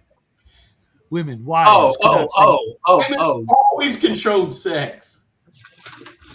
Yeah, no. That's not necessarily true. Women trade sex for money and power and status. I still have no say in that shit. That's right. That was the first time. The wedding night. Somebody tells me was the thing, but then afterward, Bubba, the woman was just you're in. You just gotta just starfish it or whatever. Look, if you know what you're doing, there's not a woman on the planet that will say no. So if she's telling you no, you need to up your game there, Sonny boy. Sonny Jim. Because you're doing something wrong. Man. How about that? How do you feel about that, Shadow? You like that? I've had my ups and downs. That's all I can say, like any other man. We all have had our drought period once or twice or whatever, and then we've also had it rain, Yeah, it's called being single. And like I said on my live stream the other day, the key to not being single is to pretend like you're not single. That's one way. I mean, you got to fool Murphy one way or the other. You can also tell yourself wear like a ring or pretend like you have a girlfriend, and then all of a sudden you will indeed have a girlfriend. Well, yeah, because that's what they want. They want, yeah. Manly Wade Wellman. Yeah, I was just joking about the whole the wife can't say no, and I'm sitting here like, they definitely can. You get to ask her.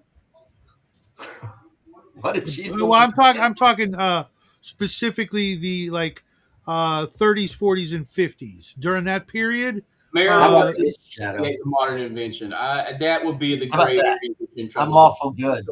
The ring says awful good. That's the difference. If you rape force yourself on your wife, you wouldn't be executed for it. Well, hopefully she wouldn't like try to get you executed just because she loves you and she's married to you. There's always that. Right. Like Bubba said, that's kind of a modern thing. Come the '60s, '70s, it's that's literally where the expression "not tonight, I've got a headache" came in to play. That was I like sure would hate marrying somebody, signing a contract, working my ass off to make sure they don't die, and then feeling like the one damn thing they do that I want, they can just tell me no whenever they want. Yeah. That seems unfair. Maybe I'll just quit my job then. We can starve. You can starve. How about that? The hell? Sure, Vic. Sure. But back in the '40s, '50s, and part of the '60s or whatever, the only way out was to say I had a headache, and then that was just like that was either code for it's that time of the month or just no, and that was like the sort of unwritten agreement. But every other night was like, Then you flip her over and go face down, butt up. It's your butt that gets the rut.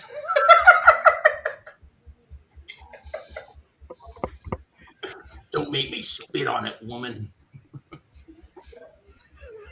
You brought this shit up, Shadow. This is you. You have no one to blame. And what I was thinking is more along the lines of How did you get? I don't even know anymore. Yeah, I don't even know what I'm thinking anymore. But I didn't know how you got up. We talking about games, and all of a sudden, what? Leave all it. of a sudden, Shadow started talking about shit. Guy's mind in the Now gutter. we're like, James L. yeah, just You get your wife drunk. You get your wife drunk and play some Brian Ferry. Jeez. Brian Ferry. From what the fuck was the name of that band? We were just talking about it. We played the Cure in this house, and we want to get funky. I'm just saying. I played 9 Inch Nails. Help me out here. What the fuck? The song More Than This. Remember that song More Than This, the original? Over there.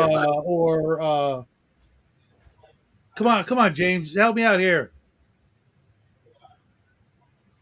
Don't make me have to look it up. I guess I'm not getting NPCs written up today. If this is it, please let me know. See, that's what I Roxy thought. Music, thank you. He was from Roxy Music. In every house a heartache. Jesus Christ. Yeah. Yes. You need to get drunk. You're doing something wrong. I agree. That's right. Back in my day, asleep.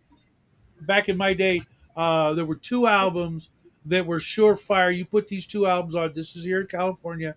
Your mileage may vary, but back in the '80s, if you put on Motley Crue's "Too Fast for Love" or Duran Duran's "Rio," it was happening. Just saying.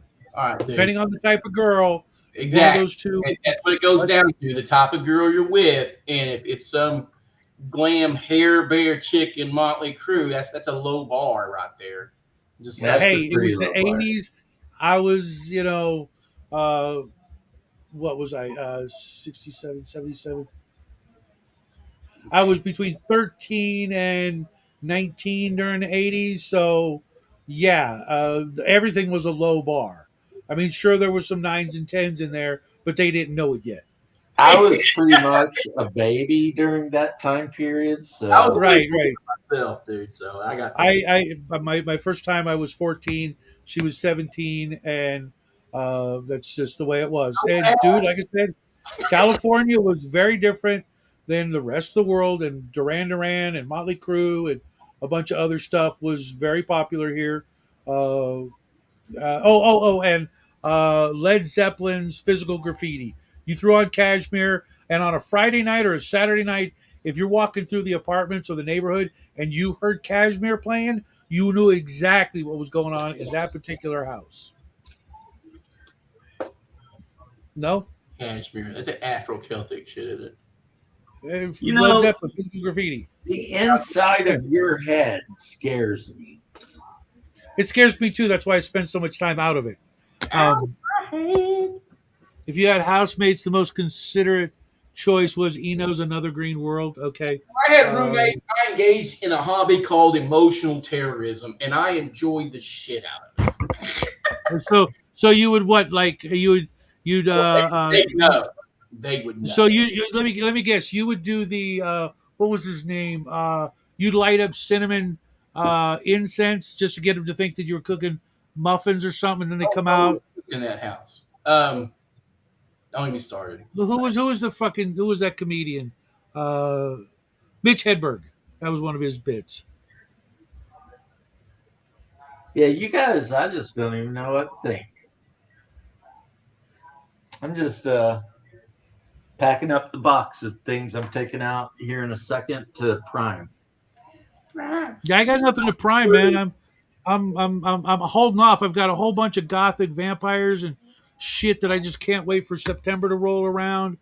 So right now I'm actually like I painted up like 100 or more pieces of scattered terrain, little treasure chests and things like that, bookshelves and I ran through all that and I got like very The little really left. old guys will recognize that. I can't even focus on it. Focus. So that looks like the Neverwinter Nights from like 30 years ago. I have the Lawful Good and the Chaotic Evil.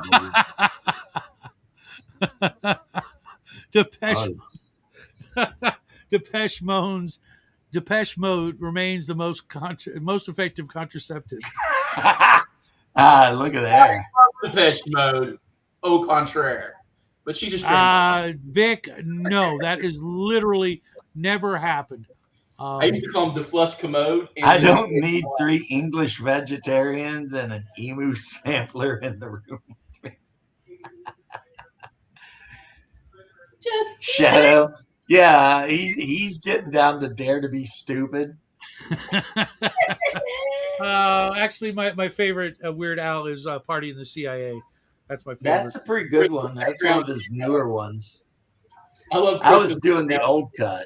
I mean, Dare to Be Stupid was off like his 3rd album. Do you guys remember My Bologna? Do you guys remember the first time you heard that? That was off his first album. We listened to Dr. Demento's Children. Same here. Sunday night, every Sunday night for years until it got taken off or whatever or moved. He said something rather off color during the Atlanta child murders and got canceled. That's what happened. I did not know that. Yes, he made a joke. What's black and getting whiter? Atlanta, canceled. Really? James L., I happen to be a huge fan of post-punk and Soviet post-punk music. There you go. So, Tubeway Army, Echo and the Bunnymen. I love Echo. Nazir, Kino. There you go. Atlas. Yeah, I listen to a lot of that shit. But that doesn't change the fact that I'm still kind of big fan of Zeppelin too, you know? I haven't listened to Zeppelin in 30 plus years. I have a really eclectic taste, but Shadow's the only person I know that liked Barnes and Barnes. Besides me. That's it. Something's in the bag, mommy. Fucking creepiest song I ever heard. They were weird for their time. They're still weird. That song stuck with me forever.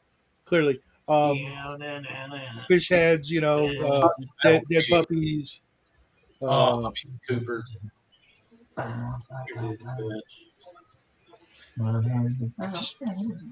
Weird stuff. Some of the shittiest ones he put out. I'm pretty eclectic. I love freaking what's it? Winona's Big Brown Beaver, Mud. Oh yeah. Any 7-string bass strung off the left hand. Yeah, it's Primus, Les Claypool. Any Chris Rea fans here? You know that he tried out for Metallica and they passed on him. Chris And Rea? then when No. he hit it big, they told him that they passed on him because he is too good to be the bassist for Metallica. And he came back and was like, bullshit. They thought I was weird. Yeah. Because he rolled in with a blonde mohawk and mismatched shoes. And they played and they're like, oh, this guy's a great bassist. And then he like looked at Hetfield or some shit and said, so you want to jam with some Everly Brothers or some shit? And they're like, yeah, this guy's out. Like, Yeah, and later, though, when they tried to smooth it over, Class Claypool was like, no, that's not what happened. He apparently was friends with the drummer. So when Cliff died, they tried to get Les Claypool. And then they passed on him. that was like long after I stopped hanging out with them. Well, they passed on Claypool because, again, they said he was just too effing weird. So then he made the album Pork Soda. No, first it was Selling the Seas of Cheese. And then they wanted to make him all corporate. So he did Pork Soda, which is supposed to be like, it was him putting a thumb in the eye of the corporate thing. Mm-hmm. You know, that was the whole point of that. I don't even know what that is, James L. It looks like you sneezed at the keyboard and just hit a bunch of buttons. Nets are Ed. Good, oh, Killing Joke is okay. Black Sabbath is okay. Yeah. Oh, you got signed Echo lyrics in your that's braggable. Hell yeah. I appreciate country. 242 and Nitzerev, never heard of them. I do like Rammstein. Sorry, James. Front 242 is all right too, but I mean that's more like a late punk. Morning. Yeah. Okay. Vic, yes. Waking up? Absolutely yes. All day, every day. Waylon Willie, the Four Horsemen, Hank Williams Jr. I even like some of Hank Williams' Double Jr. shit. The third. Three's awesome. Four Horsemen's awesome. 4 and the Strange Band. You should check out the other one. And then I like Charlie Daniels. I listen to a lot of bluegrass, and of course Elvis, because it's Elvis, and you don't have a soul if you don't like Elvis. They put my David on the sign for the Country Highway Music Highway. So Chico. Johnny Cash, if I'm gonna listen to Beats music, I'm gonna listen to the Ventures, not the Beach Boys. Just saying. And if I'm going to listen to music from that area, I'm going to listen to the greatest band ever from California, the Turtles. Very good band.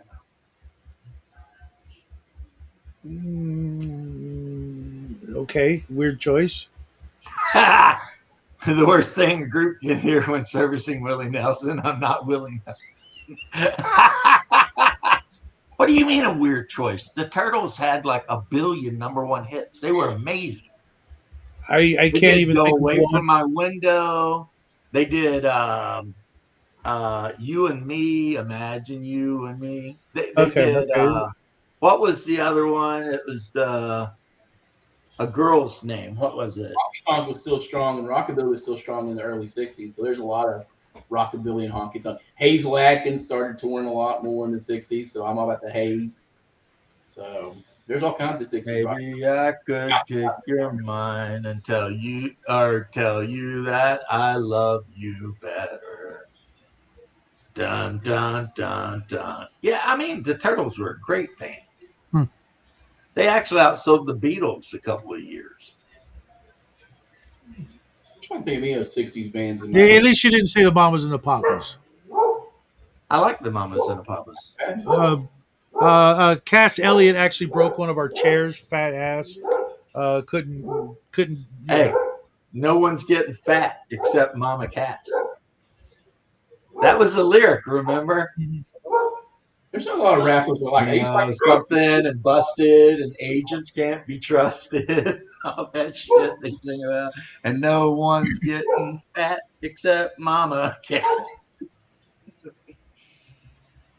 My brain's going blank for 1960. There's like good trucker music out of the '60s, like that McIntyre guy. Old rappers. He was late The '60s. Obamas and the Papas. Well, you know, as a black man, Michelle can tell you all about it. Oh no! A liberal head just exploded.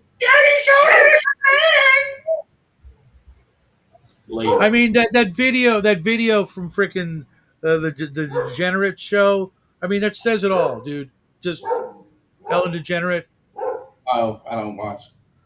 You had to have seen the picture, the video of Big Mike dancing. Oh yeah, when these slongs flopping around. Yeah, sure. There's nothing that does that but that. There's no garment. There's no wardrobe malfunction that does that. Gravity just to make people just not believe she's the most beautiful woman in the world. that was built like a linebacker.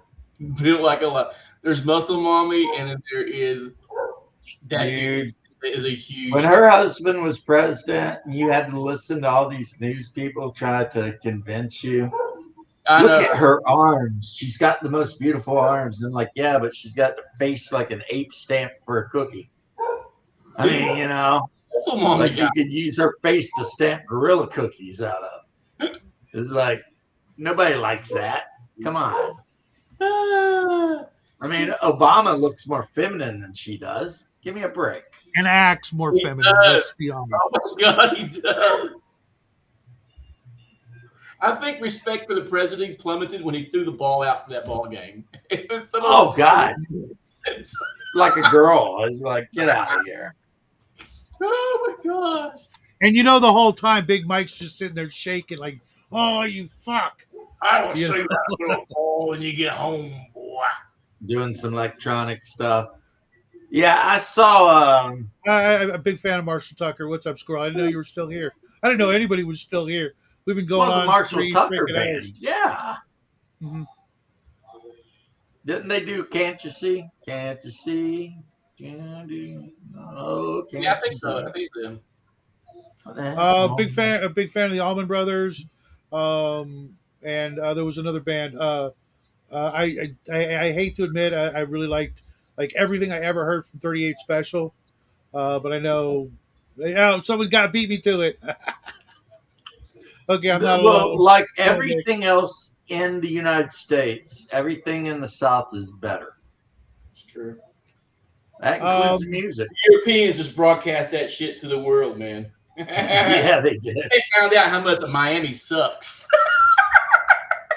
Yeah, but they left Miami and they're like, "Oh, check this shit out." It's like the band. Big time. Robert. Hey, Squirrel. Do you have Robbie Leonard Robertson's? Skinner. You guys remember Robbie Robertson's Showdown at Big Sky? No. Oh my God! I like Jim Croce. If we're talking bands, come on. Yeah. Jim Croce was a poet. Robbie Robertson was, I believe, the drummer for the band. He went solo, and the album that has Showdown at Big Sky and Somewhere Down the Crazy River had people like Peter Gabriel, Bono, and a bunch of other great people on that. Well, I think it was his first solo album. I do like it works. You know, it was before. I mean, this was way back in the 80s. It's a phenomenal album. I'll see if I can find the link for you guys. Jim Croce, gone too soon. Yeah. He had just a stack of just beautiful hits. Bad Leroy Brown. My favorite Jim Croce song is probably Operator. Ooh, that's a tearjerker, man. Yeah. That is a fucking Operator. Can you help me make this call? You know, and it's just like I think I still have Tragic Kingdom somewhere. But he's also but they were local, so I bumped into them. You had Big Bad Jim or whatever, but Big Bad Leroy Brown. Part 2. And Don't Mess Around with Jim. 2 different songs. Right. Because then there's the part 2 where the Southern Boy comes up, and he had been ripped off by Big Bad whoever. Leroy Brown. And they get in a fight, and the end of the song, it's like, you don't pull on Superman's cape and spit in the wind. And whatever you do, you don't mess around with Slim. because that Yeah, you the don't pull the Southern last, boy came you in don't pull there the because he mask got off the old hustled Lone at Ranger. pool. Yeah. Yeah, the Southern guy named Slim got hustled at pool by the other dude, and in that song, Slim fucks him up, and then they like changed the words around. But The Last Waltz. Watch it. Send me a link. I'll think about it. He had way too many good songs, though. Mhm. Okay, Gwen Stefani is one of my guilty pleasures. My daughters I like I said, I bumped into her too many times. Just separate no. the art from the artist once. I can't do Now, my that. number one guilty pleasure of all time, guys, is Britney Spears. Whoa, Uh, Britney, trashy young Britney. I was more. What was her? What I was her was thinking more along the lines of Toxic and Jessica Simpson, I think. Womanizer.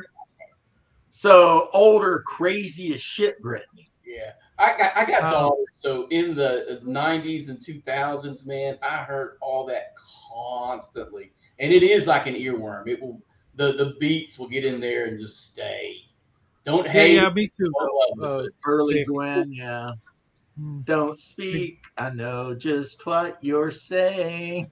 It was on the radio a lot. I heard it. I bumped into it.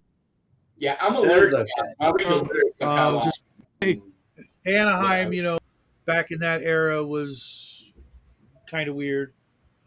I hate the fact that I know as much of the lyrics of Taylor Swift songs as I do. I can't even name a Taylor Swift song. So There's this record store near my house, right, over in West Virginia, Barboursville, right, Oregon. And it's run by pot-belly, beer-belly, bearded metalheads who love Taylor Swift. They have Taylor Swift release parties. It's the gayest thing ever, but they love it. It's weird. wow, I'm sorry to hear that. But they got to take their card away. It's bizarre. Well, people are I weird, would man. be checking their internet browser history. Just saying. What?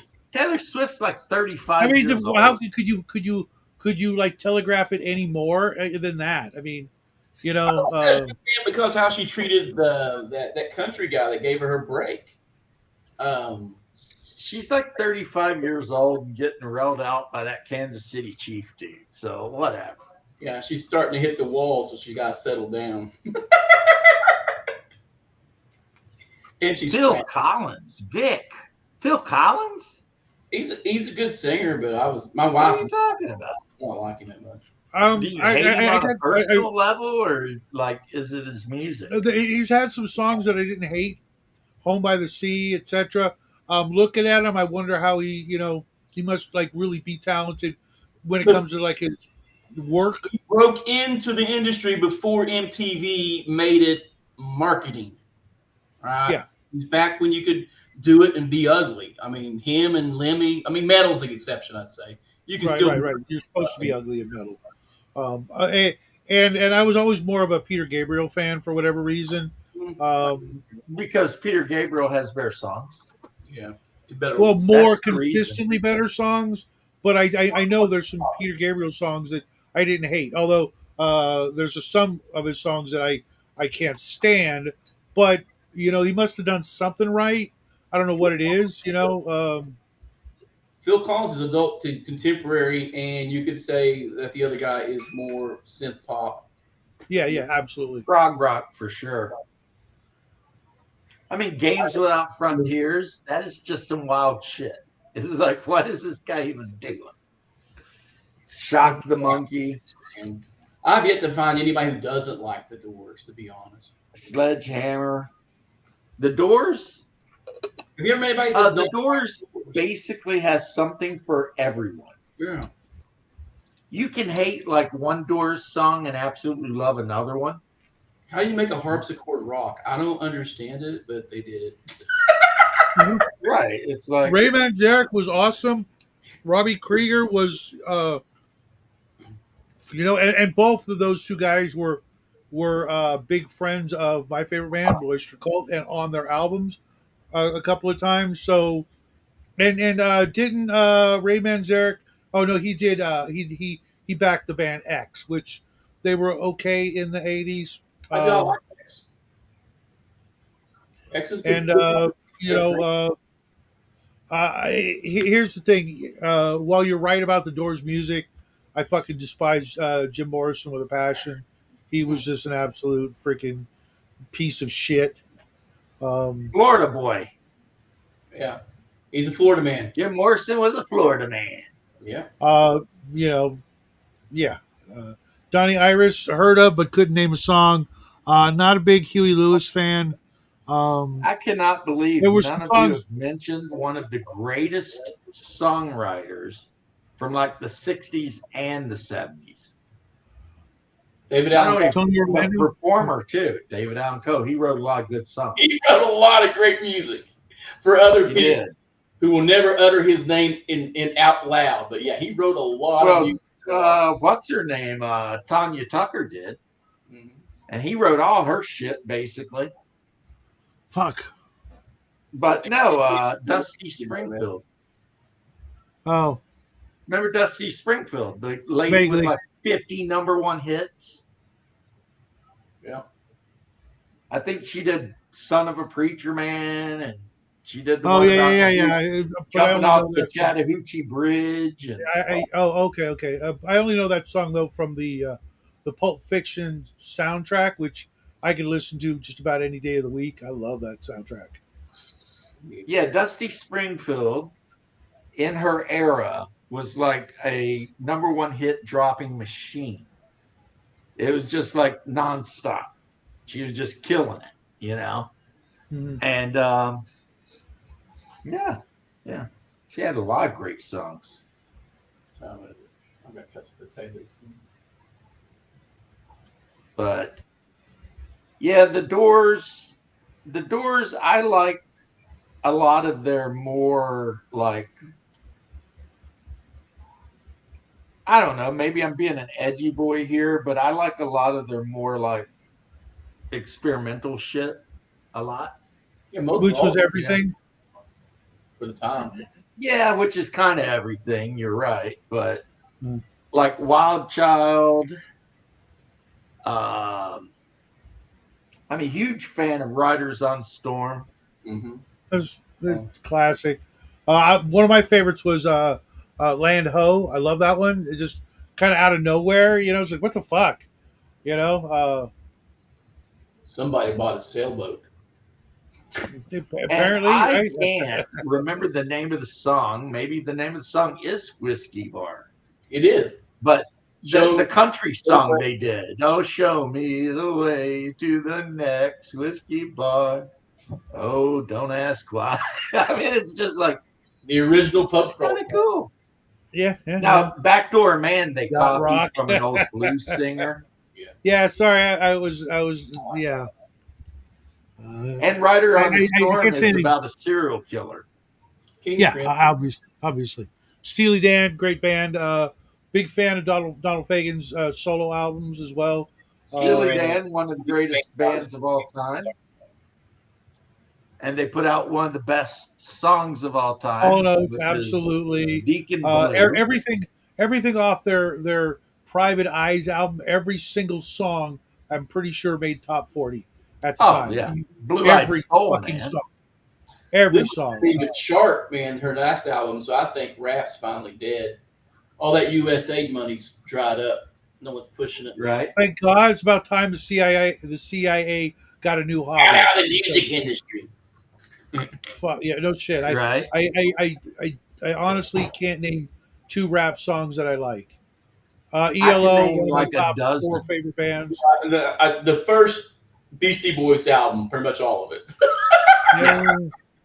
Everything on the first Beastie Boys album. I like it. Sabotage. What he said, I think, is true, though. Yeah. I think that the rise and dominance of rap music was artificial as hell. Yeah.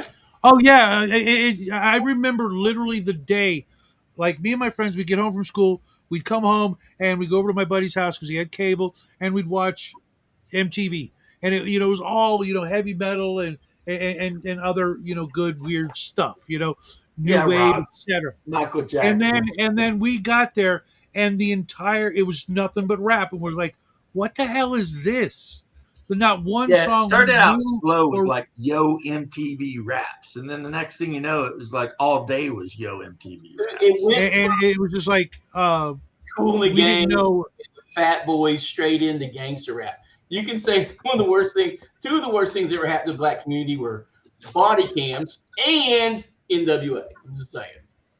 No, it was like Run DMC and shit like that was our first exposure to it, and they were just sampling, Walk This Way, and we're just like, what the fuck is this garbage? And we never watched MTV again.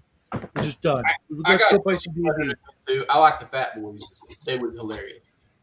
Who? The Fat Oh, Boys. the Fat Boys. Yeah. Come on, man. Everybody loves Biz Marquee. You guys are just saying words. I don't know what the hell you're talking about. Biz Marquee was the dude that did Girl, You Got What I Need. Yeah. He could not sing at all. But he writes a song and he's talking about, I met this girl from the US nation, and he's rapping about, and then the chorus is, girl, you got what I need, but you say he's just a friend. And I'm a better singer than him. And my voice is fucked up. And it's so hilarious that you kind of have to like it. And it's just this fat black dude being like, oh, baby, you got what I need. Squirrel, are you okay? I don't understand the words that are coming out of your mouth. Eggman, the Humpty Hump. What? You have a? Oh, the Humpty Hump was a great song. Unfortunately, that dude who I think was from Florida they found him dead in a hotel in Tampa. He would get on stage with a big fake nose, and he never rapped about gangster ass shit. He just rapped about banging chicks in Burger King bathrooms and shit. Well, I mean, who hasn't done that once or twice? And it would be like he invented his own dance called the Humpty Dance. And as he said, limp to the side, kind of like your leg was broken, shaking and twitching, kind of like he was smoking. It's and he's just up there, this big goofy guy in a fur ushanka with a fake nose. And he's like, and anyone can do this dance, or this is my dance, y'all, and no one will do it the same. You got it down when you appear to be in pain.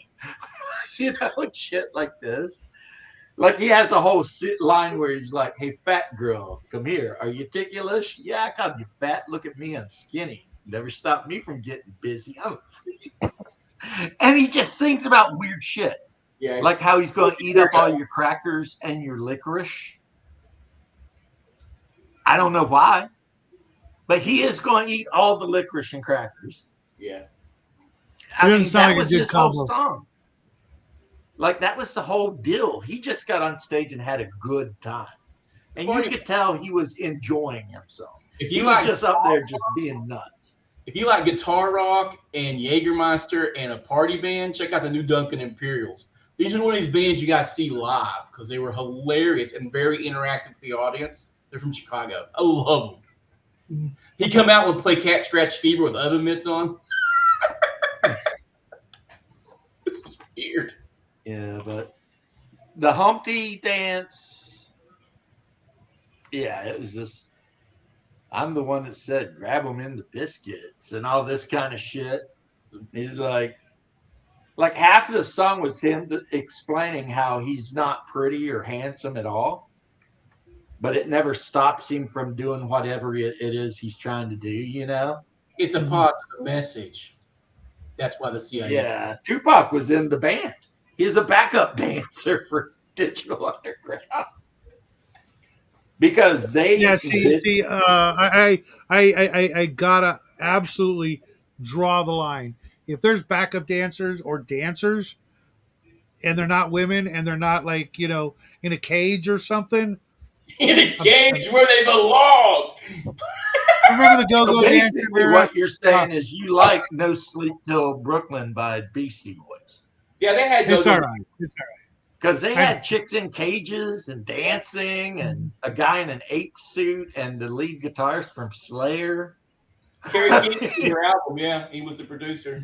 Yeah, if you watch the video, they show up and they're like, "Hey, we're the band," and the guy's like, "We ain't play rock music here," and breaks their record over their head, and then like a couple minutes, and then you hear do, and they all got like the big wigs on. They're like, "Hey, dude, I think we're like totally the band," and the guy's like, "We'll get on stage," and they get up there, and they start rapping,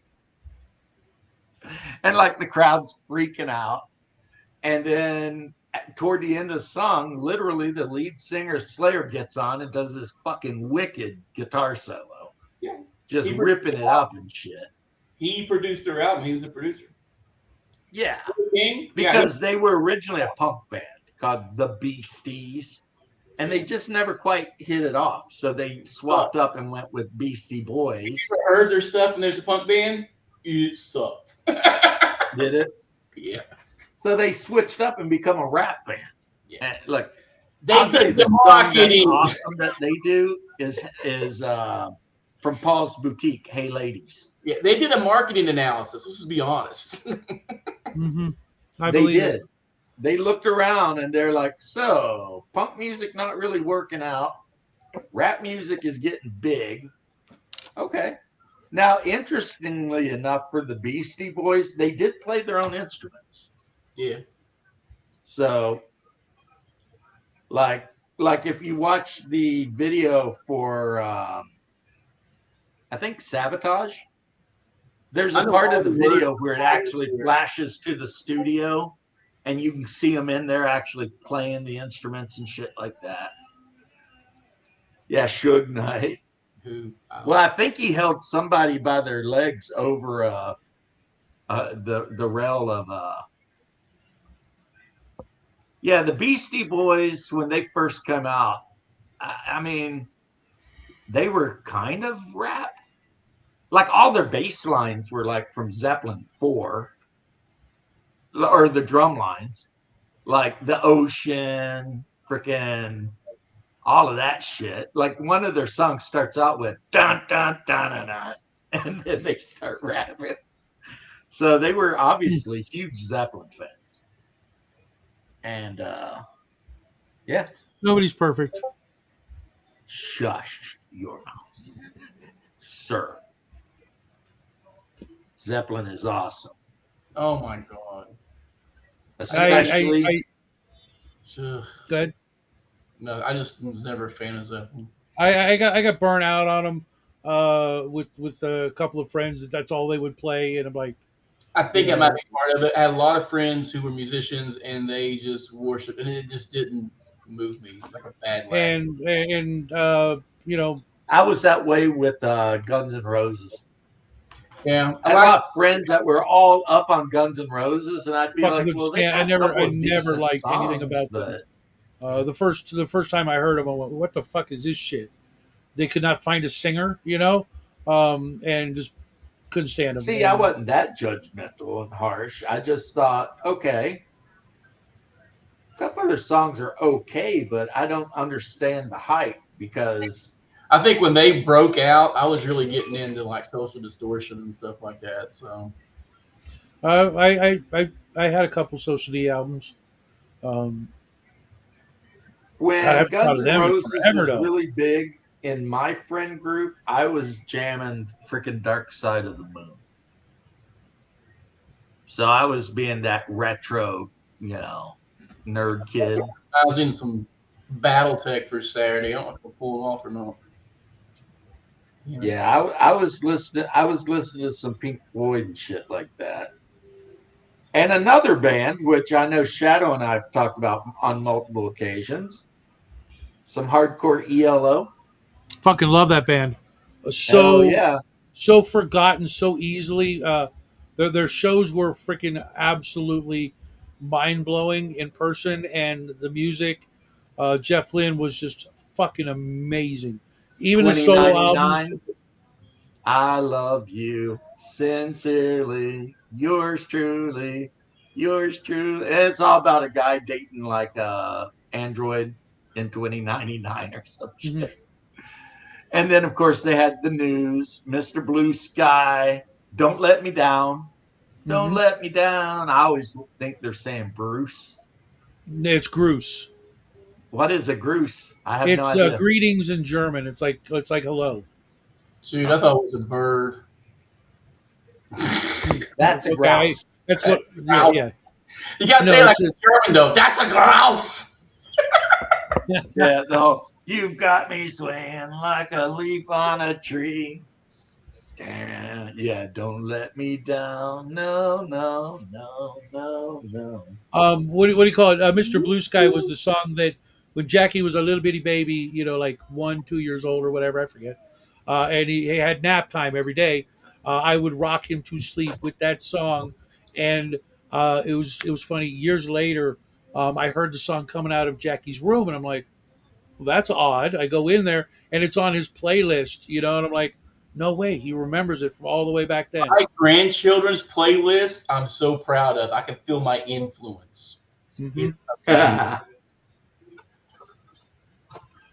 My daughters, 50-50. The grandkids, way more influenced with music by the grandparents than their parents. It's bizarre. But soon comes Mr. Night. Yeah, right. That's just a catchy tune. It's one of the most uplifting songs I've ever heard. And ELO, it was long enough. It was Emerson, long enough Lake to and rock Palmer. him to sleep, and they were a little kind of depressing for me. I like the LP. I like depressing. I my background music that I listen to when I'm just chilling at the house. A little depressive. It's kind of just morbid shit.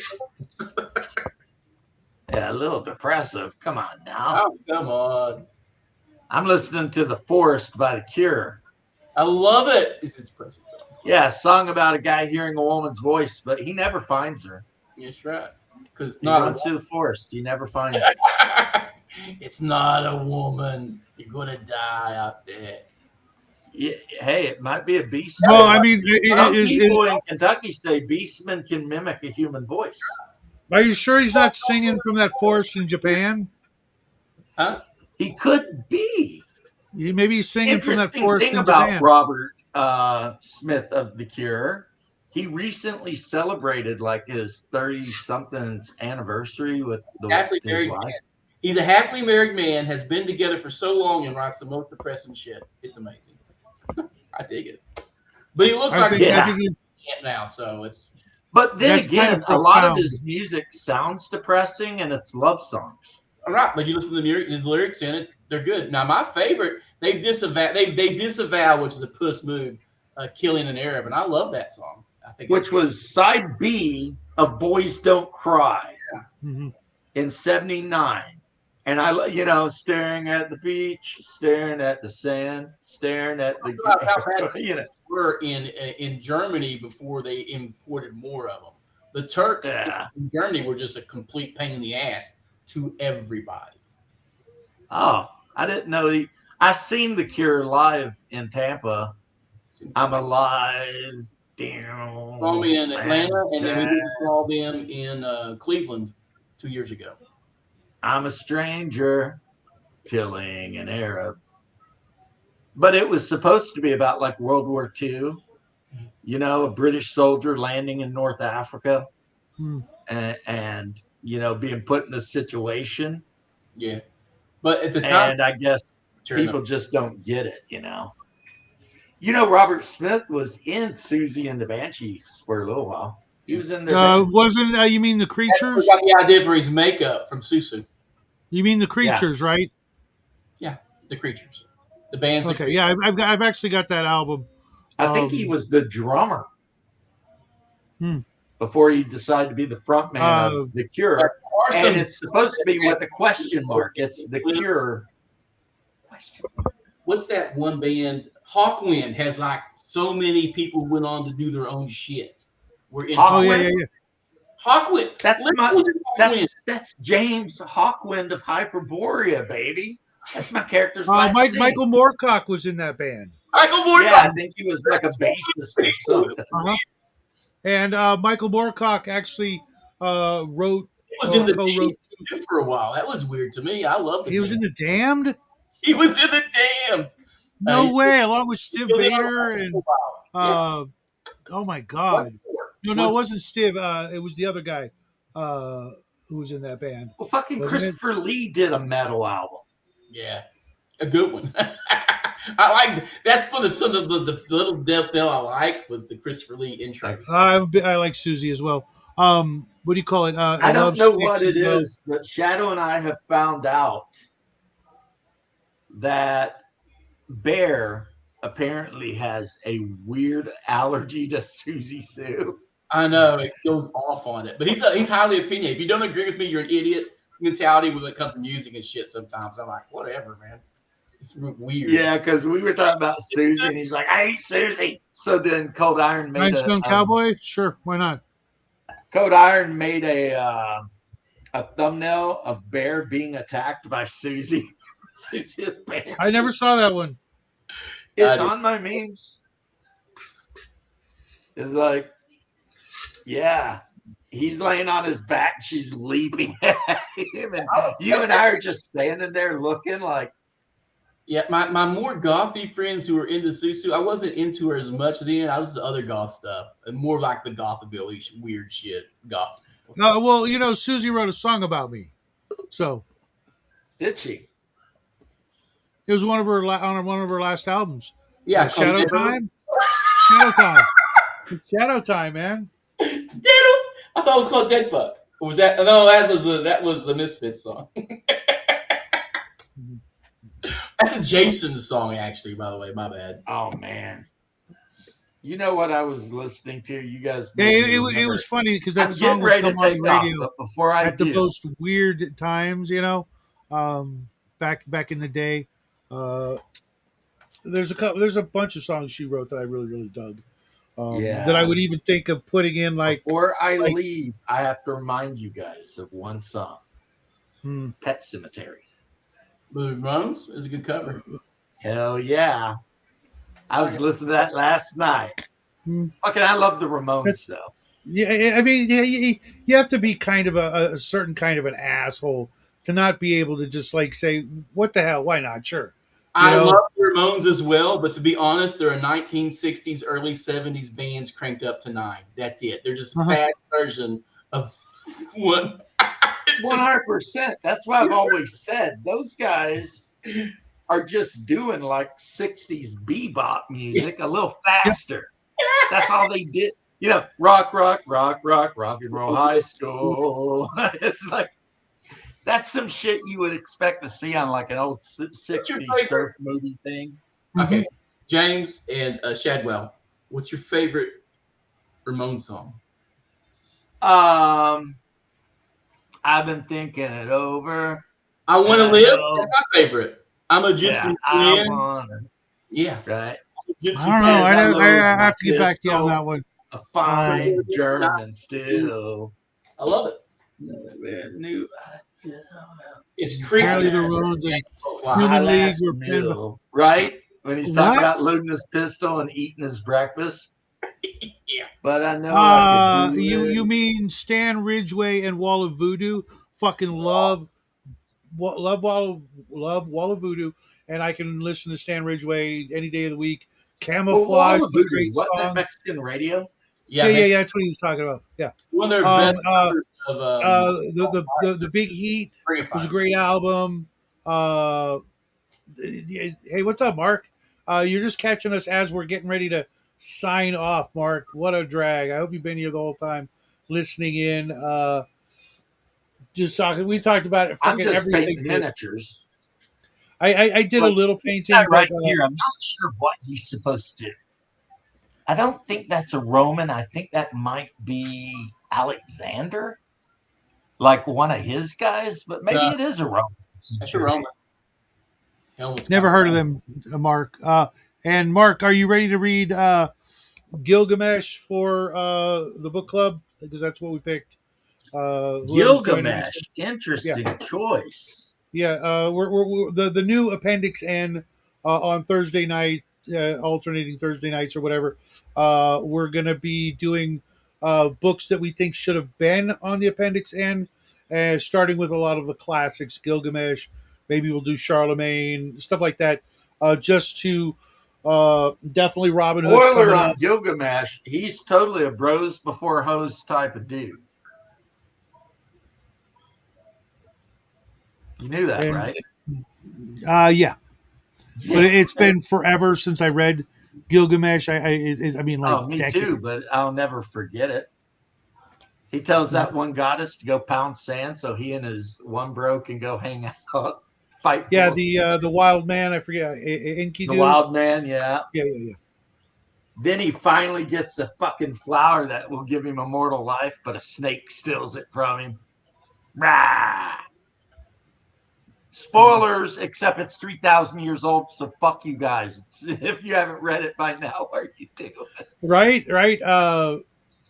But we're gonna do that, and And they found Gilgamesh's name on a recent list of kings of Babylon. Not surprising. So whether but he that was did any of that pre-flood, crazy though, shit right? or not, I don't know. That was pre-flood. Yeah. Which is weird because all the pre-flood BC. kings. That's BC shit right there.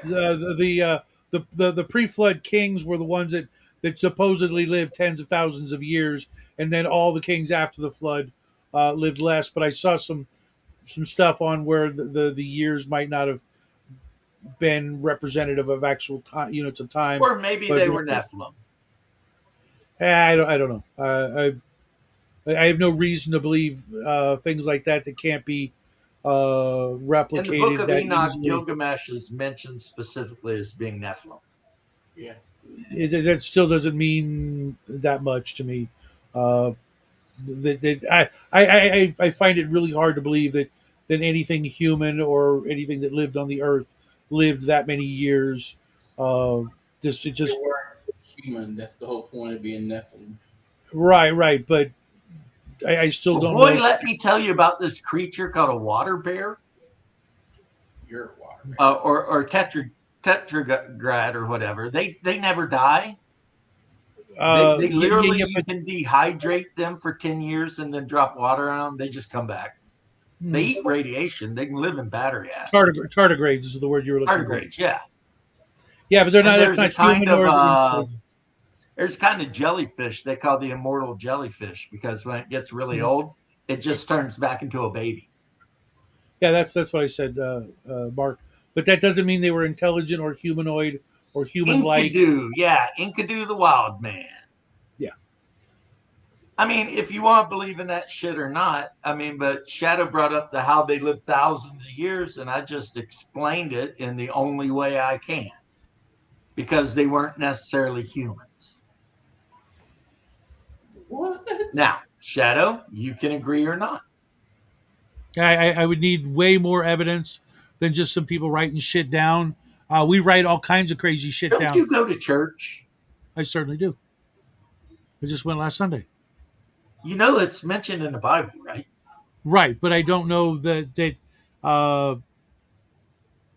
it's those kind of lengths in years. I'm not saying anything, but I am sporting my new heavy metal Slavic sun wheel. That's right. I'm letting the world know. Pravoslavia. Shadow, Nice. You need to figure out your inconsistencies. I'm leaving. I've had enough. Word. Good day, sir. I'll see you guys Good day, tomorrow. sir. I said good day. Hey, Love it you was guys. great seeing Happy you, trails, brother. everybody. Sometime. Thanks for hanging out. We'll be back tomorrow, bright and early, for the Friday edition of the second breakfast with these freaking schmoes. Whoever shows up, right? Always a pleasure, Shadow. I had a You blast. too. Good seeing you again, Bubba. I don't have any. Good I'll to see see you you too, soon. Bubba. And if I don't see you guys, have a great weekend. But I'll be here, so you know where to find me. Until then.